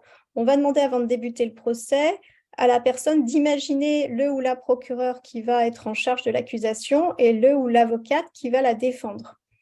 Là, je ne l'ai pas noté, mais son procureur était un homme âgé, grand, sec, cassant, pas aimable. Et l'avocat de la défense, elle avait pris un jeune, sympa, plutôt beau gosse, entre guillemets. Elle avait dit charismatique et très efficace. C'est un moment qu'ils aiment bien. Il y a des gens qui ont du mal à se projeter, mais ceux qui sont à l'aise, ils aiment bien pouvoir se projeter dans un avocat sympa. Alors, du coup, j'ai fait un extrait. Hein. Je n'ai pas mis tout ce qu'elle avait pu citer, mais pour vous montrer un petit peu ce qui se passe. Alors, ça, c'est le premier argumentaire du procureur. J'ai coupé. Et donc, on va, j'ai oublié de le noter. On va, avant de démarrer, leur demander à combien ils croient à l'accusation et quelle est l'émotion provoquée par cette croyance. Je l'ai mis dans le tableau final. Et puis après, à chaque moment de plaidoirie, on va leur redemander à combien ils croient à l'accusation et l'émotion associée. Donc, première plaidoirie du procureur, qui était vraiment pas sympa et qui a fait un certain nombre de répliques, mais j'en ai mis 2. Une personne difficile, déjà pour ses parents, c'était compliqué, elle a laissé des problèmes et en conséquence, ses parents l'abandonnaient pour prendre l'air. Alors, c'est du vocabulaire littéral, hein, les gens y parlent comme ça et puis parfois par à-coup. Mais voilà, ses parents l'abandonnaient pour prendre l'air. Juste, c'est comme ça que le procureur argumente pour dire qu'elle n'est pas aimable. Et elle n'a pas d'amis, c'est parce qu'elle est inaimable. Là, on a tout de suite le repérage de certaines distorsions cognitives et on voit que le procureur n'a aucun argument factuel, mais ça, c'est ce qu'on étudiera quand on fait le jury. Deuxième colonne, c'est l'avocat qui prend la parole. Et là, pareil, je vous ai mis un extrait. Le procureur, vous allez voir pour l'instant un verbatim assez général. Au fur et à mesure des appels, en fait, il va devenir de plus en plus factuel et de plus en plus spécifique, alors que le procureur, là, je n'ai pas mis tous les procès, hein, mais ne bouge pas d'un iota sur les distorsions cognitives. On y reviendra tout à l'heure. Donc là, l'avocat dit « Michel, enfant, avait besoin d'amour et ne l'a pas eu. Une enfant qui n'est pas aimée par ses parents ne fait en rien qu'elle ne peut pas être aimée par d'autres personnes et elle a une famille qui l'aime. » Là, voilà, quelques éléments factuels qui commencent à apparaître. Pareil, on interroge. Croyance à l'accusation vient de passer de 90 à 65-70, qui est souvent comme ça entre le procureur et l'avocat. Elle reste très triste avec une émotion assez intense. Et dans ma pratique professionnelle, je le fais en deux. Alors, pour elle, j'avais fait en une fois, mais maintenant, souvent, je le fais en deux séances pour avoir le temps de tout faire. Deuxième réplique du procureur, pareil, je n'ai pas tout mis. Le procureur qui n'est pas très inspiré, puisque si ses parents ne l'ont pas aimée, c'est parce qu'elle ne méritait pas d'être aimée, c'est QFD. Et elle a gâché la vie de sa mère qui ne souhaitait pas la voir. C'est assez violent, hein. Parfois, ça peut être, on voit des patientes avec un procureur qui dit « ouais, elle est née, elle a gâché la vie de ses parents, elle n'avait pas à venir au monde ». Enfin, on peut avoir des choses assez violentes. Voilà, croyance à l'accusation qui ne remonte pas trop, 65-70, et en fait, elle est en colère. Ça la met en colère. Dernière colonne, à nouveau un extrait, l'avocat qui continue sa défense. Certes, enfant, ses parents ne l'aimaient pas, mais elle n'avait aucune responsabilité dans ça. C'est plutôt aux parents qu'il faudrait poser des questions. Et le lien très fort avec ses deux enfants signifie qu'elle est aimable. Et puis, l'avocat, quand on fait le procès, est en charge de la conclusion définitive de la défense. Et cet avocat a dit « Le chef d'accusation est totalement erroné. Madame est aimable. » Là, on refait la croyance à l'accusation, et là, qui est baissée à 50% avec une culpabilité à 50%.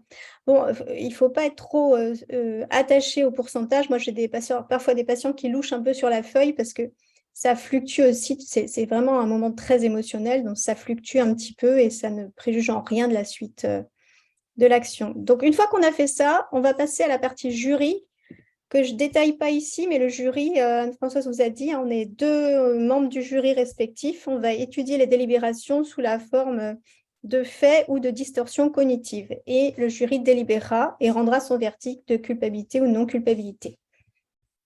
En l'occurrence, le verdict était à l'unanimité non coupable.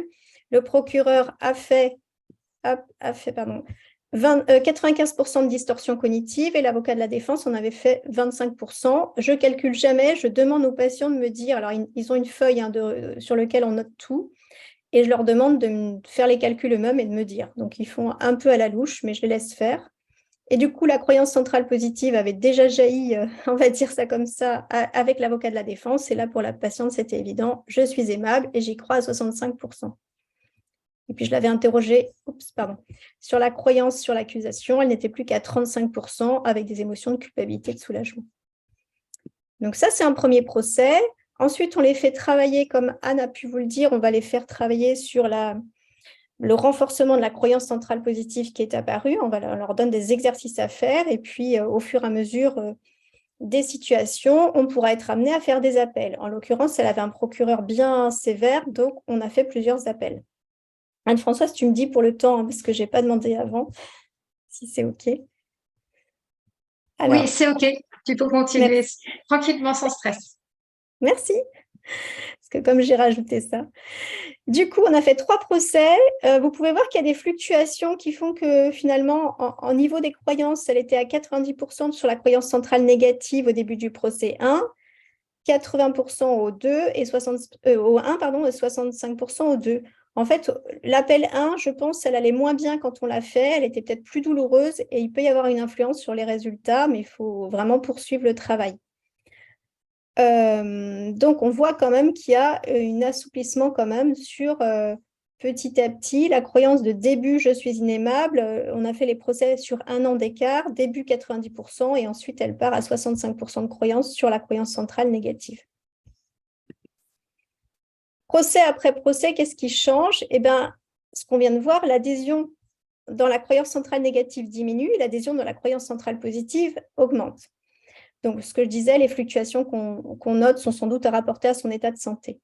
Et puis, petit à petit, elle va commencer, alors elle s'est saisie de ça extrêmement rapidement, elle est capable de passer en métacognition. Elle se voit faire et du coup, elle voit le fonctionnement. Et du coup, très, très vite, elle va voir le procureur qui vient sans arrêt lui pourrir la vie.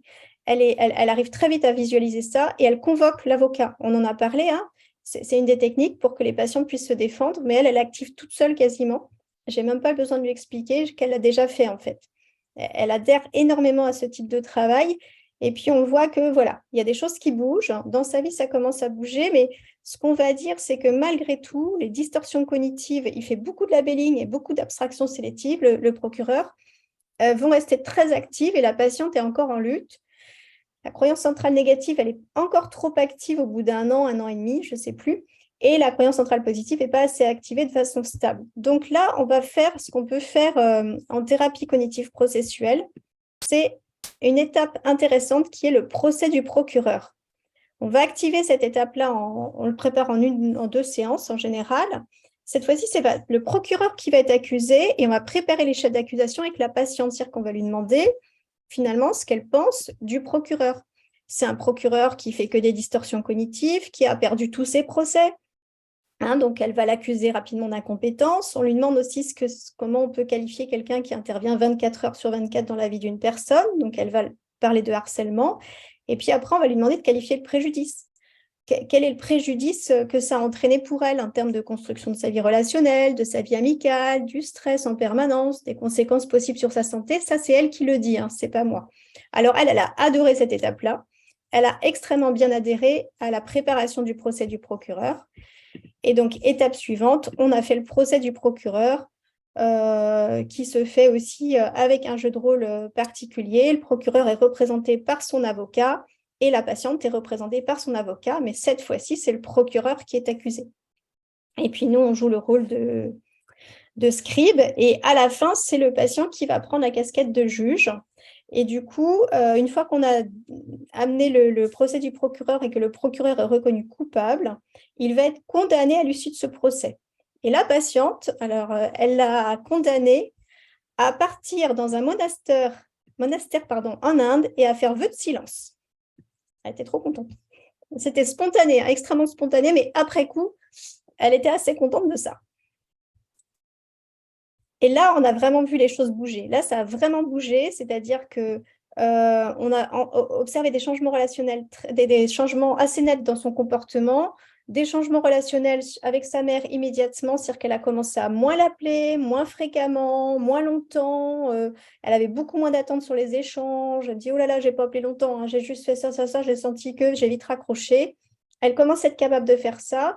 Et puis, la charge anxieuse diminue. Elle rumine moins. Elle n'est plus en train d'anticiper tout ce qu'il faut pour toute sa famille. C'est-à-dire que n'importe qui dans sa famille avait un problème de santé, elle cherchait sur Internet pendant 10 heures le meilleur truc, le meilleur endroit. Elle arrête. Alors, elle continuera toujours un peu à le faire parce que c'est aussi sa mission là dans la famille, mais elle commence à lâcher quand même tout ça. Et puis, elle commence à développer, ça je redis juste après, elle commence à développer des liens amicaux avec 2 personnes. Et puis, le couple met en place un projet de déménagement dans le sud qui était un ancien projet qu'ils n'arrivaient pas à mettre en place. Et là, ils vont passer à l'action.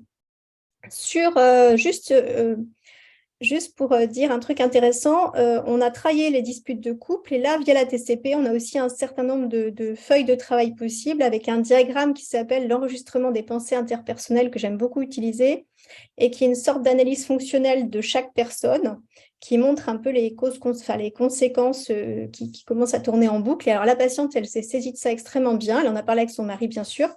Mais elle m'a dit que du coup, ça lui permettait de voir ce qui se passait. Elle disait, oula, je suis en train de rentrer dans le cercle, j'arrête tout de suite, je me mets à l'écart, on calme le jeu. Elle avait bossé ça avec son mari avant et ils ont commencé à ne plus se disputer finalement. Alors que c'était assez violent, hein. C'était vraiment compliqué pour elle. Donc ça, elle était super contente. Et puis dans son ressenti, on a vu une amélioration des interactions sociales. Elle est devenue plus spontanée et puis elle a commencé à avoir plus de plaisir à faire les choses. Donc c'est quand même assez sympa. Fin de la thérapie. Printemps 2022, elle a déménagé, donc on a mis fin à la thérapie. Je l'avais accompagnée en pointillé pendant toute la période du déménagement. Elle ne souhaitait pas faire de relais, mais on avait convenu que j'étais disponible si elle voulait que je l'oriente vers quelqu'un d'autre. Été 2022, elle m'appelle pour une situation un peu anxiogène pour elle. On en discute assez rapidement au téléphone. Elle me dit « Ah bah oui, j'avais bien pensé. » Et hop, tout va bien. Elle s'adapte à sa nouvelle région. Elle est très contente. Décembre 2022, j'ai pris de ses nouvelles. Et puis en fait, je m'étais rendu compte que j'avais oublié de lui faire repasser le questionnaire de Jung avec son déménagement. On avait un peu oublié tout ça. Et du coup, je lui demande de le faire. Et je vais vous montrer les résultats. Et là, on est donc à 6 mois de la fin de la thérapie. Alors, vous ne pourrez pas lire dans le détail, mais par contre, vous pouvez voir l'allure des courbes. Hop, on a l'avant et l'après. Donc, même si on n'a pas le détail, on peut voir quand même qu'il y a une diminution extrêmement significative. Elle a récupéré de la flexibilité mentale et de la capacité de choix, en fait. Elle s'est remise à voyager, elle a refait plein de choses. Après, on peut pondérer un petit peu ça. Je l'ai eu un mois après au téléphone, elle avait des soucis de santé autres, et là, elle était moins bien, elle était plus encombrée, enfin plus anxieuse, moins bien, donc ça peut fluctuer. Mais enfin là, quand même, on a un beau résultat de fin de thérapie. Donc, je vais conclure sur cette vignette qui est assez sympa. Donc, le schéma de Jung montre une amélioration nette de l'évaluation, ce qui était déjà visible sur le plan clinique. Et puis, bon, du coup, j'ai choisi de parler de cette patiente parce que là, il y a vraiment des résultats assez intéressants et assez spectaculaires, avec une dame qui avait quand même essayé 5 ou 6 techniques de thérapie auparavant, hein, et que la prise en charge s'est faite en TCP avec une patiente super bienveillante, informée, sympa. Le procès du procureur, c'était mon premier avec elle, j'avais toutes mes fiches, elle a trouvé ça génial. Et du coup, on a pu partager, elle avec moi, du coup, hein, un sentiment d'amélioration, d'efficacité personnelle et professionnelle très sympathique. Voilà, merci pour votre attention. Et j'arrête le partage. Merci Nathalie, merci Anne pour vos 2 présentations. Ça donne envie. Ça donne envie de faire de la TCP, c'est drôle, hein, même quand on en fait déjà. En tout cas, moi, ce que je trouve qui ressort beaucoup de ce que vous avez dit toutes les deux, c'est ce double impact en fait que ça a sur nos patients, mais aussi sur nous finalement. Et ce confort de travail dans lequel on peut être nous aussi avec la TCP, et puis ce sentiment d'être utile, d'aider nos patients. Puis, comme je vous disais au début, vraiment de les embarquer avec nous dans cette espèce d'aventure, parce que vous voyez, cette histoire de métaphore, c'est quand même vraiment une aventure. Et on passe par plein d'étapes, et pour arriver à ce que, voilà, par exemple, ce que vient de nous démontrer Nathalie, où on voit vraiment l'évolution de la qualité de vie d'un patient et ce vers quoi on peut l'amener. Donc, merci vraiment à toutes les deux, parce que je pense que ça vous donne un aperçu, en tout cas pour les personnes parmi vous qui n'avaient aucune idée de ce qu'était la TCP. Ça vous donne un petit aperçu de ce qu'on peut faire, et puis voilà, de l'ambiance dans laquelle on peut travailler, cette ambiance assez ludique, assez décontractée finalement, pourtant pour aborder des sujets qui sont douloureux, évidemment, bien sûr, puisque les gens viennent nous voir, c'est parce qu'ils ont une grande souffrance et qu'avant tout, on est là pour les aider. Donc merci. Et puis, si vous avez encore un tout petit peu de temps, moi j'avais prévu jusqu'à 20 heures maximum, mais pour répondre vraiment à vos questions, Mathieu, j'imagine que tu as dû recueillir pas mal de questions. Et puis après, si vous voulez prendre la parole, et s'il y a des collègues aussi qui ont envie aussi de mettre leur petit grain de sel, des collègues parmi vous qui ont aussi testé la TCP avec leurs patients, si vous avez envie d'en parler, ça peut être le moment également, si vous le souhaitez. Alors, donc. Hop, voilà. Donc, j'ai recueilli un petit peu toutes les questions. Est-ce que déjà, les médecins pourraient se manifester, envoyer peut-être une petite action, une petite émoticône, ou le dire tout simplement? C'était une question de Anne, justement, qui se posait la question.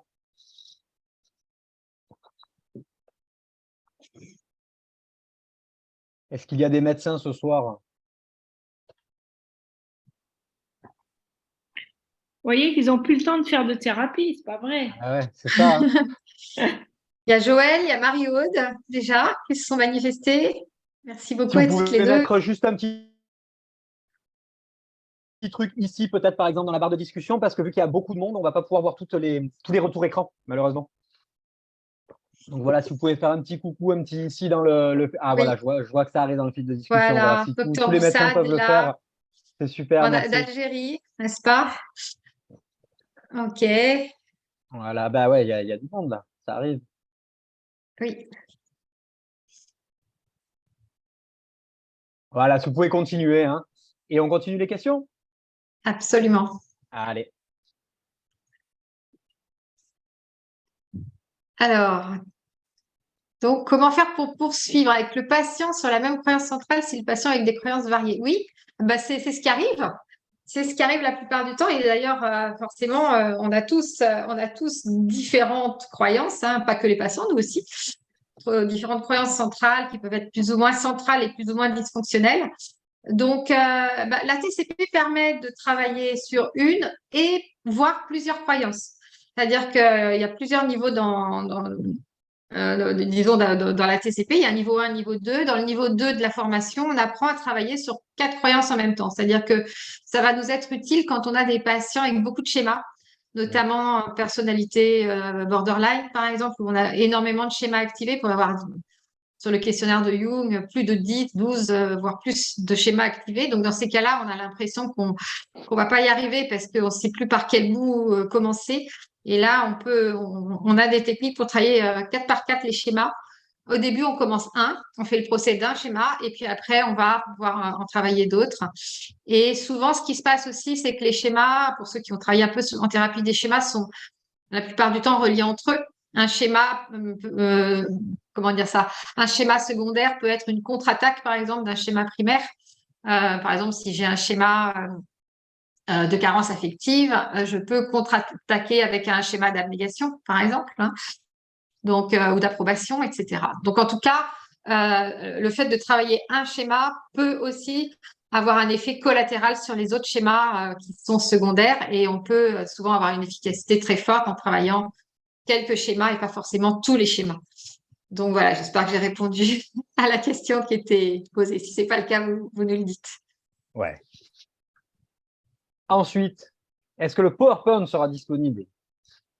Oui, vous êtes, si vous êtes d'accord, Nathalie et Anne, on pourra vous le mettre à disposition si vous êtes d'accord toutes les deux. Donc on va voir. On Ok. vous dira ça. Ok. Alors, c'était une question au moment où, Anne, justement, tu faisais ta présentation. Estimez-vous que certains traitements sont déconseillés ou incompatibles avec la mise en place d'une TCP, par exemple pour des patients qui sont sous Loxapac ou benzo? Oui, alors non, moi je ne pense pas, il n'y a aucune contre-indication traitement médicamenteux et TCP. Par contre, ce qui me semble important, c'est la stabilisation du patient. C'est-à-dire que quand je vois l'Oxapac, pas de souci. Si le patient est quand même pas trop angoissé et vous balance pas les chaises dans le bureau. Donc, en fait, c'est plus une stabilisation clinique.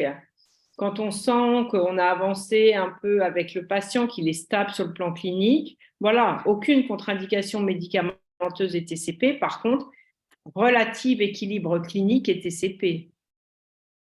Je ne sais pas, Nathalie, si tu veux rajouter Ouais. des choses. Bah non, complètement d'accord. Il faut qu'il soit stable cliniquement et puis après, et juste qu'il ne soit pas trop sédaté pour pouvoir réfléchir avec nous et faire les jeux de rôle. Mais enfin, quelqu'un qui est stabilisé, il n'est pas sédaté normalement. Hop, on continue. Combien de temps dure chaque séance? Alors, qui répond? Ben, on va avoir des réponses différentes. Ah oui, c'est sûr. Mais allez-y déjà toutes les deux. Dites combien de temps vous consacrez à chaque séance. Alors, bon, moi comme je suis un peu plus débutante que vous, je pense. Du coup, ça m'arrivait de rester 1 heure pour le diagramme de conceptualisation ou pour quand je me lançais dans le procès. Comme en fait, c'est assez ludique, on se fait prendre au jeu.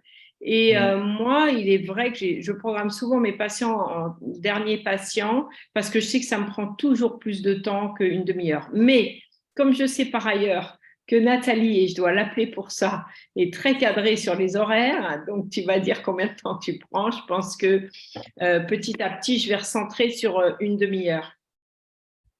Ouais, moi, je fais une demi-heure pour tout le monde. Mais au tout début, quand j'ai commencé, je sais que je débordais. Donc, je me débrouillais pour que les procès tombent sur des consultes où je pouvais déborder un peu. Je mettais au moins 45-50 minutes.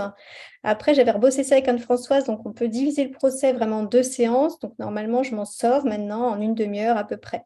Voilà. Et du coup, de toute façon, c'était la seule façon de fonctionner pour que ça s'intègre dans un fonctionnement quotidien avec tous les patients qui en font. Donc, ça se fait. Ouais. Ouais, ça se fait, voilà, ça dépend de notre organisation en fait. Hein. Ce qu'il faut, c'est qu'on soit chacun à l'aise avec le temps de consultation qui est le nôtre. Moi, je prends les patients plus longtemps que vous, moi je les garde 1 heure, donc je fais des séances plus longues, donc du coup forcément je vais avancer peut-être un petit peu plus rapidement, mais au fond le résultat est le même. Il y a des trucs à utiliser, par exemple pendant le procès, ce qu'on conseille aux thérapeutes, c'est de ne jamais terminer par le procureur, c'est-à-dire qu'on ne laisse pas le patient rentrer chez lui avec le schéma hyperactivé. On termine toujours par l'avocat. Donc, c'est-à-dire, voilà, le patient va garder cette dernière impression que c'est l'avocat qui a parlé. Et donc, il y a des contraintes, voilà, par rapport à la gestion du temps, pour que le patient reparte dans de bonnes conditions chez lui à la fin de la consultation. Mais après, on va effectivement découper. Et c'est ça qui est intéressant avec la TCP, c'est que c'est assez souple. On peut la découper en fonction de notre cadre à nous de consulte. Donc, voilà. Juste Anne-Françoise, si je puis me permettre, parce que comme on peut le voir, ou est-ce que ça vous est déjà arrivé, quand on fait le jeu de rôle et que le patient fait le procureur, il sait très très bien faire le procureur, se charger la barque à fond, il est très fort. Même moi, j'ai pas le temps de tout noter, comme tu le sais, tellement ils peuvent se charger là-dessus. Et quand ils prennent la position de l'avocat, il n'y a plus rien qui sort. Moi, ça m'est arrivé pour une des patientes que j'ai présentées.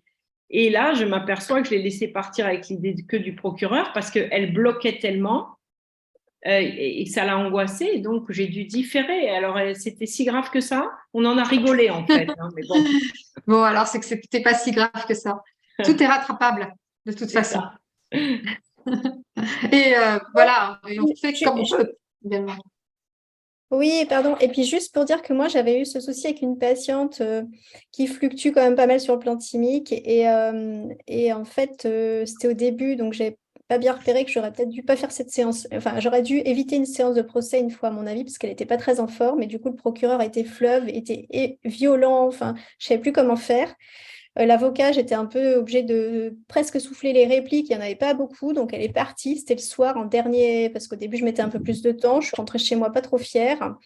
Et la semaine suivante, j'étais pas très rassurée. Elle me dit, oh là là, vous ne pouvez pas imaginer comme ça m'a fait du bien. Et en fait, je sais pas, ça devait être cathartique de pouvoir aussi défusionner sans doute se distancier en tout cas de sa pensée, que ce soit le procureur qui parle. Et du coup, moi, j'étais dans mes petits souliers quand je l'avais vu revenir. Et en fait, la patiente, elle était réellement mieux. Donc, voilà, des fois, ça peut bouger un peu. Je vois qu'il y a Alice qui pose des questions, en effet, très pertinentes, qui sont comment on fait quand le patient ne s'engage pas trop là, entre les séances. Alors, moi, ou quand il n'arrive pas à faire les répliques, en fait, entre les séances, quand ils ne s'engagent pas, du coup, moi, maintenant, je les fais bosser dans la séance à fond, quoi. Hein, pour leur mettre le pied à l'étrier pour qu'ils aient envie de faire entre les séances. Je ne sais pas ce que vous en pensez, mais bon. Ben oui, d'autant que le procès, c'est une séance d'exposition à part entière. Donc, qui fait bouger des choses. Et effectivement, quand on les récupère la séance suivante, souvent, ça a fait son chemin aussi. Et, donc, on les oblige, enfin, quelque part, on les oblige dans le sens positif du terme, en les emmenant avec nous. Comme nous aussi, on fait partie du jeu de rôle. On a chacun notre part, en fait. C'est un travail d'équipe, la TCP. Donc, du coup, on est tous impliqués dedans, le patient et nous. Et en général, ça se fait. Ça se fait. Et du coup, ils peuvent faire moins d'évitement. Ils sont plus, une fois qu'ils sont dedans avec nous. Ça, c'est assez intéressant aussi. Et on peut faire le procès en plusieurs fois. On n'est pas obligé de faire tout le procès en une fois. Non, on n'a pas le temps de le faire en une fois, de toute façon. On le fait en 2, 3, voire 4 fois. Ça dépend combien de temps on y consacre. Mais c'est pas un souci, ça. L'idée, c'est d'avancer pas à pas avec le patient. En tout cas, comme vous voyez, les séances sont riches, sont actives. Voilà, il se passe des choses à chaque séance. En TCP, c'est très, c'est très riche d'une fois sur l'autre en événement. Donc, il y a peu de blabla, c'est vraiment de l'action, de l'exposition. Voilà, c'est vraiment pour ça, c'est de la TCC, hein. C'est de l'immersion. Alors, j'ai pas sous les yeux toutes les questions. Peut-être Je Mathieu, rajoute au fur. Oui, oui, je continue Ouais, et je vais rajouter les questions qui se rajoutent au fur et à mesure, hein, pas d'inquiétude. ok. Ok. Alors, comment être sûr qu'on a identifié avec justesse la croyance centrale négative? J'ai l'impression que le ou la patiente peut aussi être très sensible aux suggestions faites par le thérapeute, même si j'entends bien qu'on déroule un questionnement socratique qui part de ses propres pensées automatiques. C'est une bonne question. Bah oui, on ne suggère pas. Non, non, non. Non, non, c'est vraiment que du questionnement socratique. Alors, comment est-ce qu'on est sûr qu'on a trouvé la bonne croyance quand il y a de l'émotion? Le visage du patient va changer. Il peut se mettre à pleurer. En tout cas, il va y avoir une émotion à ce moment-là. Et Nathalie l'a très bien exprimé tout à l'heure avec les cas cliniques que tu présentais. Il se passe quelque chose. Et également, la deuxième chose, c'est qu'on va aller chercher toujours l'origine de la croyance. Comme tu nous as expliqué aussi, quand est-ce que vous avez commencé à ressentir ça, à vous sentir pas aimable, à vous sentir, etc., au plus loin que vous puissiez vous rappeler. Et on va valider, en fait, cette croyance centrale négative dans l'histoire du patient, en fait. D'une certaine manière, on va faire une analyse fonctionnelle un peu diachronique à ce moment-là pour essayer de comprendre, essayer de mettre en relation cette croyance avec qu'est-ce qui s'est passé plus tôt dans sa vie et où est-ce que la croyance a pu se cristalliser dans sa vie. Et aussi, comme on disait tout à l'heure, mettre l'accent sur le fait qu'au moment où la croyance s'est construite, elle était fonctionnelle. Ça, c'est très important. À l'époque, elle était fonctionnelle au moment, comme les schémas, quand ils se construisent, ils sont fonctionnels, ils ont une fonction d'aider le patient à se protéger de l'environnement dans lequel ils grandissent. Et pour déculpabiliser le patient qui se dit mais pourquoi je suis nul à penser ça, des trucs comme ça de moi? Ben non, c'est pas que je suis nul, c'est que ça m'a été utile à un moment. Et par contre, moi, ce que je leur dis, c'est voilà, quand ça vous a été utile, vous étiez vulnérable, vous étiez petit, vous étiez enfant ou adolescent, vous n'aviez pas la même défense qu'aujourd'hui et pas la même autonomie non plus et pas les mêmes connaissances. Aujourd'hui, vous êtes adulte et cette croyance centrale négative, elle vous pèse. Pourquoi? Parce qu'elle vous sert plus à rien. Vous n'en avez plus besoin, vous n'êtes plus un enfant vulnérable et vous voulez mener votre vie d'adulte. Et donc, et dans ces cas-là, on va vous aider à l'assouplir parce que, en effet, aujourd'hui, elle vous met des bâtons dans les roues, alors que quand vous étiez petit, elle vous a aidé à grandir. Ça, c'est vraiment, voilà, c'est de la psychoéducation, mais c'est très important que le patient comprenne ça aussi. Parce que c'est pas la peine qu'il s'en veuille aussi d'avoir des croyances dysfonctionnelles, négatives. Voilà. Si vous avez des choses à rajouter aussi, je ne sais pas. Et il y avait une deuxième partie à cette question. C'était quoi la deuxième partie? Pardon, je vais pas. Par ailleurs, est-ce possible qu'il y ait en fait plusieurs croyances centrales négatives en lien avec une même pensée automatique? Ça peut arriver. Ça peut arriver. On va aller chercher celle qui est la plus activée. En TCP, on va avoir tendance à aller là où il y a le plus d'émotions. Pourquoi? Parce que plus il y a de l'émotion, plus ça veut dire que la croyance est activée et forte. Et on va partir du qui peut le plus, peut le moins. Si on assouplit les croyances les plus activées, on va assouplir les croyances les moins activées. Donc, on va avoir tendance à aller au maximum, le plus profondément possible, aller chercher ce qui se cache et qui vraiment fait souffrir le patient. Comme en EMDR, oui. Oui. Et comment l'application de la TCP se passe depuis avec les autres patients? C'était pendant la présentation de Nathalie, il me semble. Alors, c'est une question un peu vaste. C'est un peu vague, ouais. Peut-être si la personne peut préciser dans le fil de la discussion, s'il y a quelque chose de plus précis. Hop. En attendant, Alors, en attendant, quelqu'un cherche un ou une thérapeute à Grenoble, utilisant la TCP. Donc, si des personnes sont formées. Alors, chercher un thérapeute TCP à Grenoble, c'est ça? Ouais, ouais. On a mis sur le site internet qui est donc celui dont je vous parlais tout à l'heure, anne-françoise-chaperon.fr, il y a un annuaire de tous les thérapeutes TCP formés niveau 1, niveau 2 et certifiés, puisque quand on va au bout de la formation niveau 2, ensuite on a la possibilité de faire la certification. Donc vous pourrez trouver peut-être, je ne sais pas, hein, Grenoble ou les environs, il faut regarder. Il faut regarder sur l'annuaire. Super, merci. Alors Avec ensuite, plaisir. les questions, elles sont arrivées après, donc je vais les reprendre puisque j'ai pas eu le temps de les intégrer directement dedans. Donc déjà, il y a des remerciements pour toutes les intervenantes. Est-ce qu'il est possible de commencer la formation en étant en Master 2 de psychologie? Je crois que oui, ça m'est arrivé, oui. J'ai dans mon programme des personnes qui étaient encore en Master 2 de psychologie, et notamment en formation Master 2 à Nanterre. Parce qu'à Nanterre, on dispense déjà cette matière, puisque en dernière année, il y a un module TCC à Nanterre où on présente la TCP. Et donc, il y a quelques étudiants de Nanterre, Master 2, qui se sont dit allez, on y va, on fonce, qui se sont dit que ça allait les aider pour ceux qui veulent devenir thérapeutes rapidement et pouvoir soit se mettre en libéral ou bien aller en institution, mais en tout cas pouvoir se sentir mieux armés assez rapidement. Donc oui. Encore des remerciements pour la conférence. Comment présenter la TCP à des clients qui n'ont aucune connaissance du déroulement du procès? En fait, ils vont découvrir au fur et à mesure. Moi, je leur demande, vous avez déjà vu un procès, je ne sais pas, à la télévision, par exemple, ou au cinéma, ou est-ce que vous avez déjà assisté à un procès dans une cour d'assises? Les gens savent à peu près comment se passe un procès. Et s'ils ne savent pas, on leur explique que ça se passe par étapes, les plaidoiries, procureur, avocat, délibéré des jurés. Bon, la plupart des gens savent ce que c'est qu'un procès.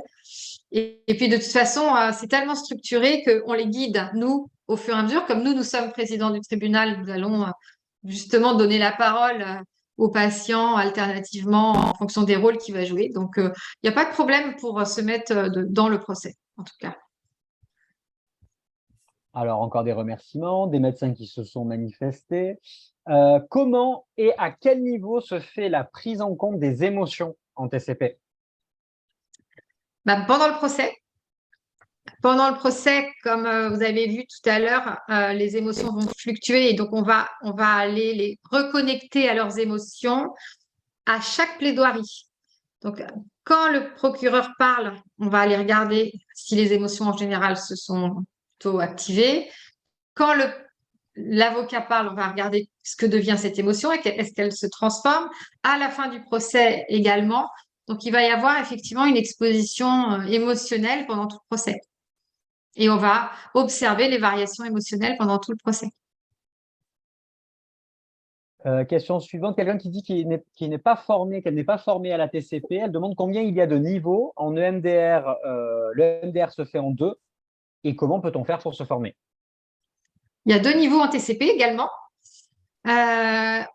On peut se former, aujourd'hui le plus simple c'est de se former en e-learning. Moi, ce que je propose actuellement, c'est une formation en e-learning, c'est-à-dire avec toute la formation niveau 1 puis niveau 2 où tout est filmé. Et d'ailleurs, Mathieu a bien voulu se prêter au jeu de jouer le patient. C'est-à-dire qu'on a pris un cas clinique pour vous montrer ce que c'est qu'une TCP, comment on fait le diagramme de conceptualisation, comment on fait le procès étape par étape, etc. Donc, tout est expliqué et filmé pas à pas. Et dans cette formation, il y a un accompagnement pédagogique sous forme de supervision et d'intervision. Donc, pendant 1 an, parce qu'on considère que 1 an, c'est large pour se former au niveau 1 déjà. Pareil pour le niveau 2. Et une fois par mois, on fait une intervision en petit groupe qui se passe le jeudi soir, voilà, et dans lesquelles on peut venir poser toutes ces questions, on peut venir s'entraîner, échanger avec les collègues. Et également, il y a 2 supervisions individuelles d'1 heure à prendre dans l'année qui suit l'inscription pour pouvoir avoir un travail avec moi plus sur un cas clinique en spécifique, par exemple. Voilà, donc ça se passe en mixte, e-learning et supervision, intervision.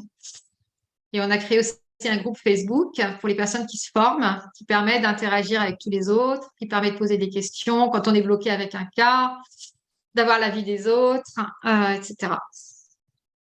Voilà, donc c'est vraiment un travail collectif d'entraide entre les thérapeutes qui se forment à la TCP. Donc, ça répondra peut-être à la personne qui à Tahiti qui se demandait comment se former, si on peut se former à distance. Tout ça répond à Oui, la question. en fin de compte, il y a des personnes dans toute la francophonie qui se forment actuellement en TCP. C'est pour ça que ça se fait aussi en e-learning, parce que je ne peux pas aller me promener partout.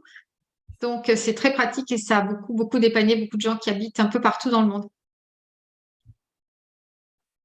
Question suivante. Comment faire avec un patient qui s'engage bien en séance, mais peu entre les séances? Par exemple, au début, le patient ne relève pas ses propres exemples en distorsion cognitive. Ben, c'est comme un peu tout le temps en TCC, ça peut arriver. C'est vrai que de mon expérience, je trouve que ça arrive moins en TCP qu'en TCC classique. Parce que ce qui se passe avec la TCP, c'est qu'à chaque fin de séance, on va expliquer au patient ce qui va se passer à la séance suivante. Comme la TCP est structurée par étapes, le patient en général a hâte de savoir ce qui va se passer à la prochaine étape. Donc, il fait ses tâches. Parce que s'il ne fait pas ses tâches, on ne peut pas avancer. Et par exemple, pour pouvoir être un bon juré, il faut connaître les distorsions cognitives. Moi, je leur explique à peu près 3 séances avant. Genre, vous savez, bientôt, il va falloir que vous connaissiez vos distorsions sur le bout des doigts parce que grâce à ça, on va pouvoir finaliser le procès. Et donc, bah, ils apprennent leurs distorsions et ils se disent que c'est important. Et puis, avec Mathieu, on est en train aussi de mettre en place des outils très ludiques. On est en train de les tester, on est en train de les faire valider par le professeur de Oliveira. Justement, ça s'est fait aujourd'hui. Mathieu, qui est un ancien graphiste, a des talents extraordinaires cachés que les psychologues n'ont pas.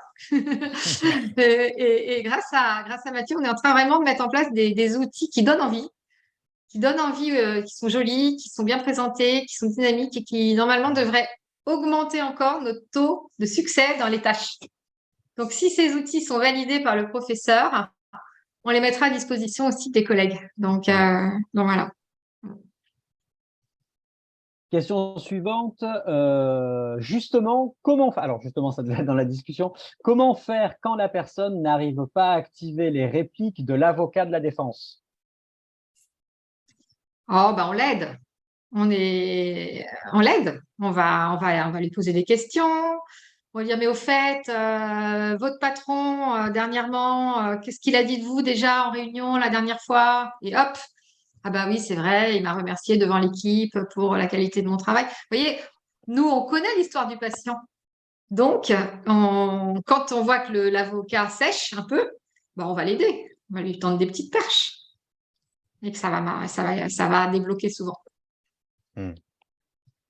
Pouvez-vous interrompre? C'est bien parce qu'il y a plus de questions qui arrivent que ce qu'on a le temps d'en répondre au fur et à mesure. Pouvez-vous interrompre le procès si le patient ou la patiente est fatigué d'une séance à l'autre? Oui, bien sûr. Bien sûr. On va l'interrompre si le patient est fatigué, s'il n'arrive plus à se concentrer, ça peut arriver. Parce que c'est très énergivore quand même comme travail, comme c'est de l'exposition. Le tout est de l'arrêter au bon moment, comme on disait tout à l'heure, pour essayer de lâcher le patient à peu près à un moment où il va se sentir pas trop mal pour sortir de notre cabinet. Mais sinon, oui, bien sûr, on s'adapte. On s'adapte en continu à ce qui se passe dans la séance. Tu y as déjà un peu répondu, mais en combien de temps se forme-t-on?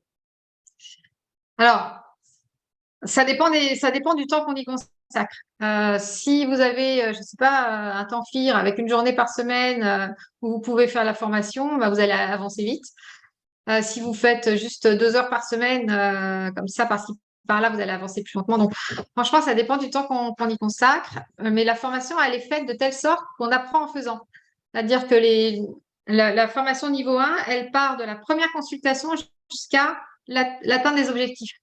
Donc, vous allez apprendre pas à pas, vous allez regarder les vidéos, apprendre et faire avec vos patients. Comme disait tout à l'heure Nathalie, vous pouvez dire à un patient, bah voilà, j'apprends une nouvelle méthode, j'ai envie de la tester, est-ce que ça vous intéresse de la tester avec moi? Puis comme ça, vous ne mettez pas la pression. Moi, j'ai fait comme ça au début aussi, et ça marche très bien. Et voilà, donc en fait, on met le temps qu'on doit mettre en fonction du temps qu'on y consacre, mais par contre, on peut très vite s'y mettre, puisque la formation est faite pour pouvoir s'y mettre très vite et expérimenter très rapidement. Du coup, pour la question de la personne qui vit à Tahiti, donc oui, on peut se former à distance. Question suivante, peut-on imaginer une situation ludique adaptable aux enfants? Oui, alors notre collègue Sylvain l'a adapté aux enfants. Nous, on travaillait plutôt avec des adultes ou des adolescents. Je ne sais pas si Anne et Nathalie, vous avez déjà testé avec des petits, mais je pense pas, ouais. Donc à partir de l'âge de 13-14 ans, ça matche très bien parce qu'il faut que l'ado il puisse se représenter ce que c'est qu'un procès et qu'il ait le niveau de maturité suffisant pour voilà, pouvoir jouer le jeu du procès.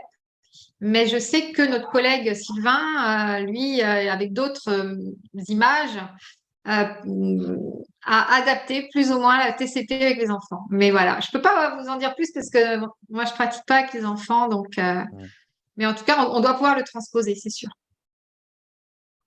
Y a-t-il des patients qui estiment qu'une ou plusieurs distorsions ne sont pas des distorsions? Ah bah oui, d'où la discussion pendant les jurys. Quand on est juré, c'est rigolo parce qu'on est juré en même temps que le patient et du coup, on va essayer de faire passer des petits messages quand même aux patients à ce moment-là. Donc, c'est très thérapeutique.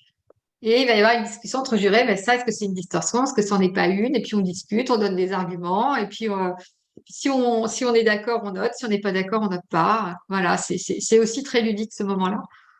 Et voilà. Et donc, bien sûr, oui, évidemment. Ouais, puis il peut y avoir une espèce de discussion socratique autour de ça. Et ce qui est assez intéressant, c'est que quand ils commencent à percevoir que ce sont des distorsions, ils font « Ah, mais alors, en fait, il a fait que ça, là, parce qu'il fait tout le temps pareil, le procureur. » À un moment, il peut y avoir une révélation. Non, mais celle-là, là, moi, c'est le labelling, la dame, ah, mais il fait du labelling tout le temps, regardez. Voilà. Et du coup, là, C'est ça qui est assez rigolo. Et le patient prend conscience du style cognitif du procureur. Ça, c'est assez drôle. C'est là qu'on a l'impression d'être dans un jeu de société parfois. C'est très drôle, je trouve.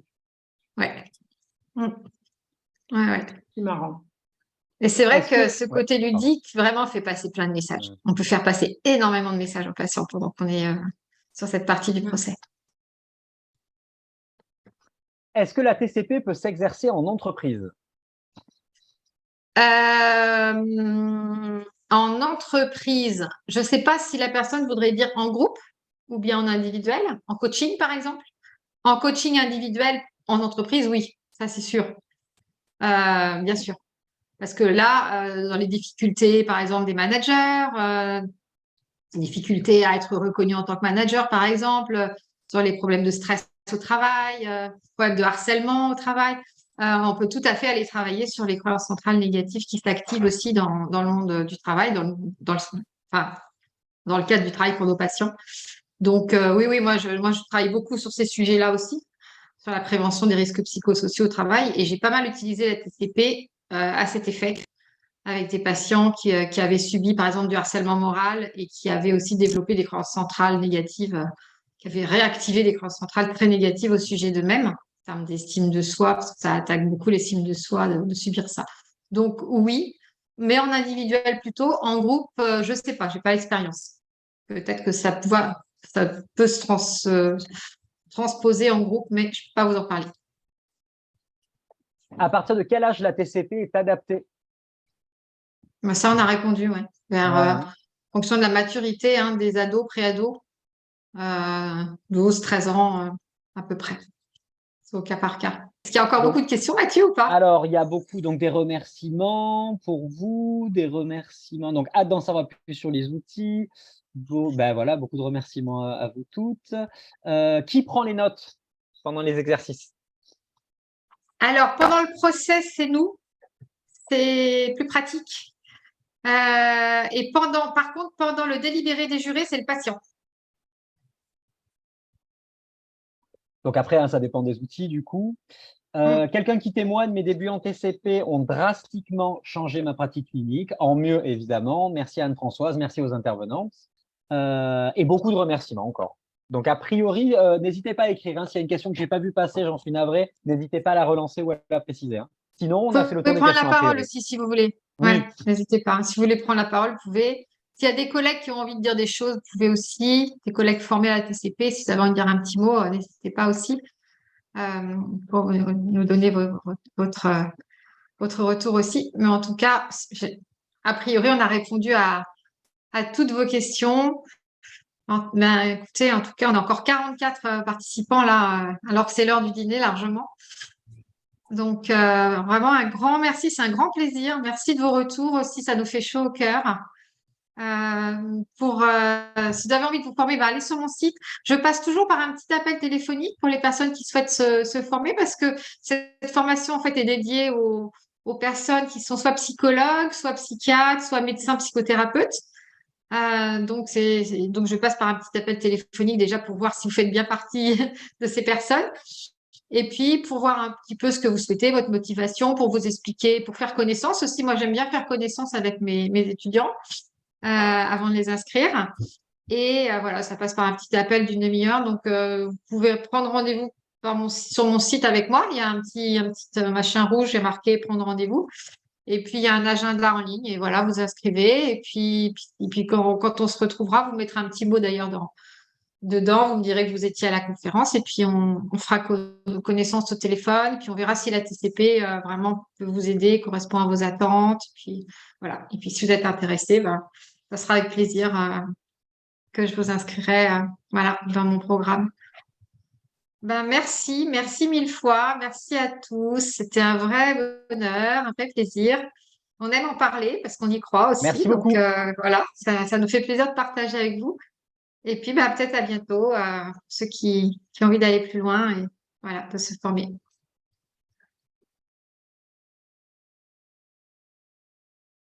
Merci beaucoup. Bonsoir.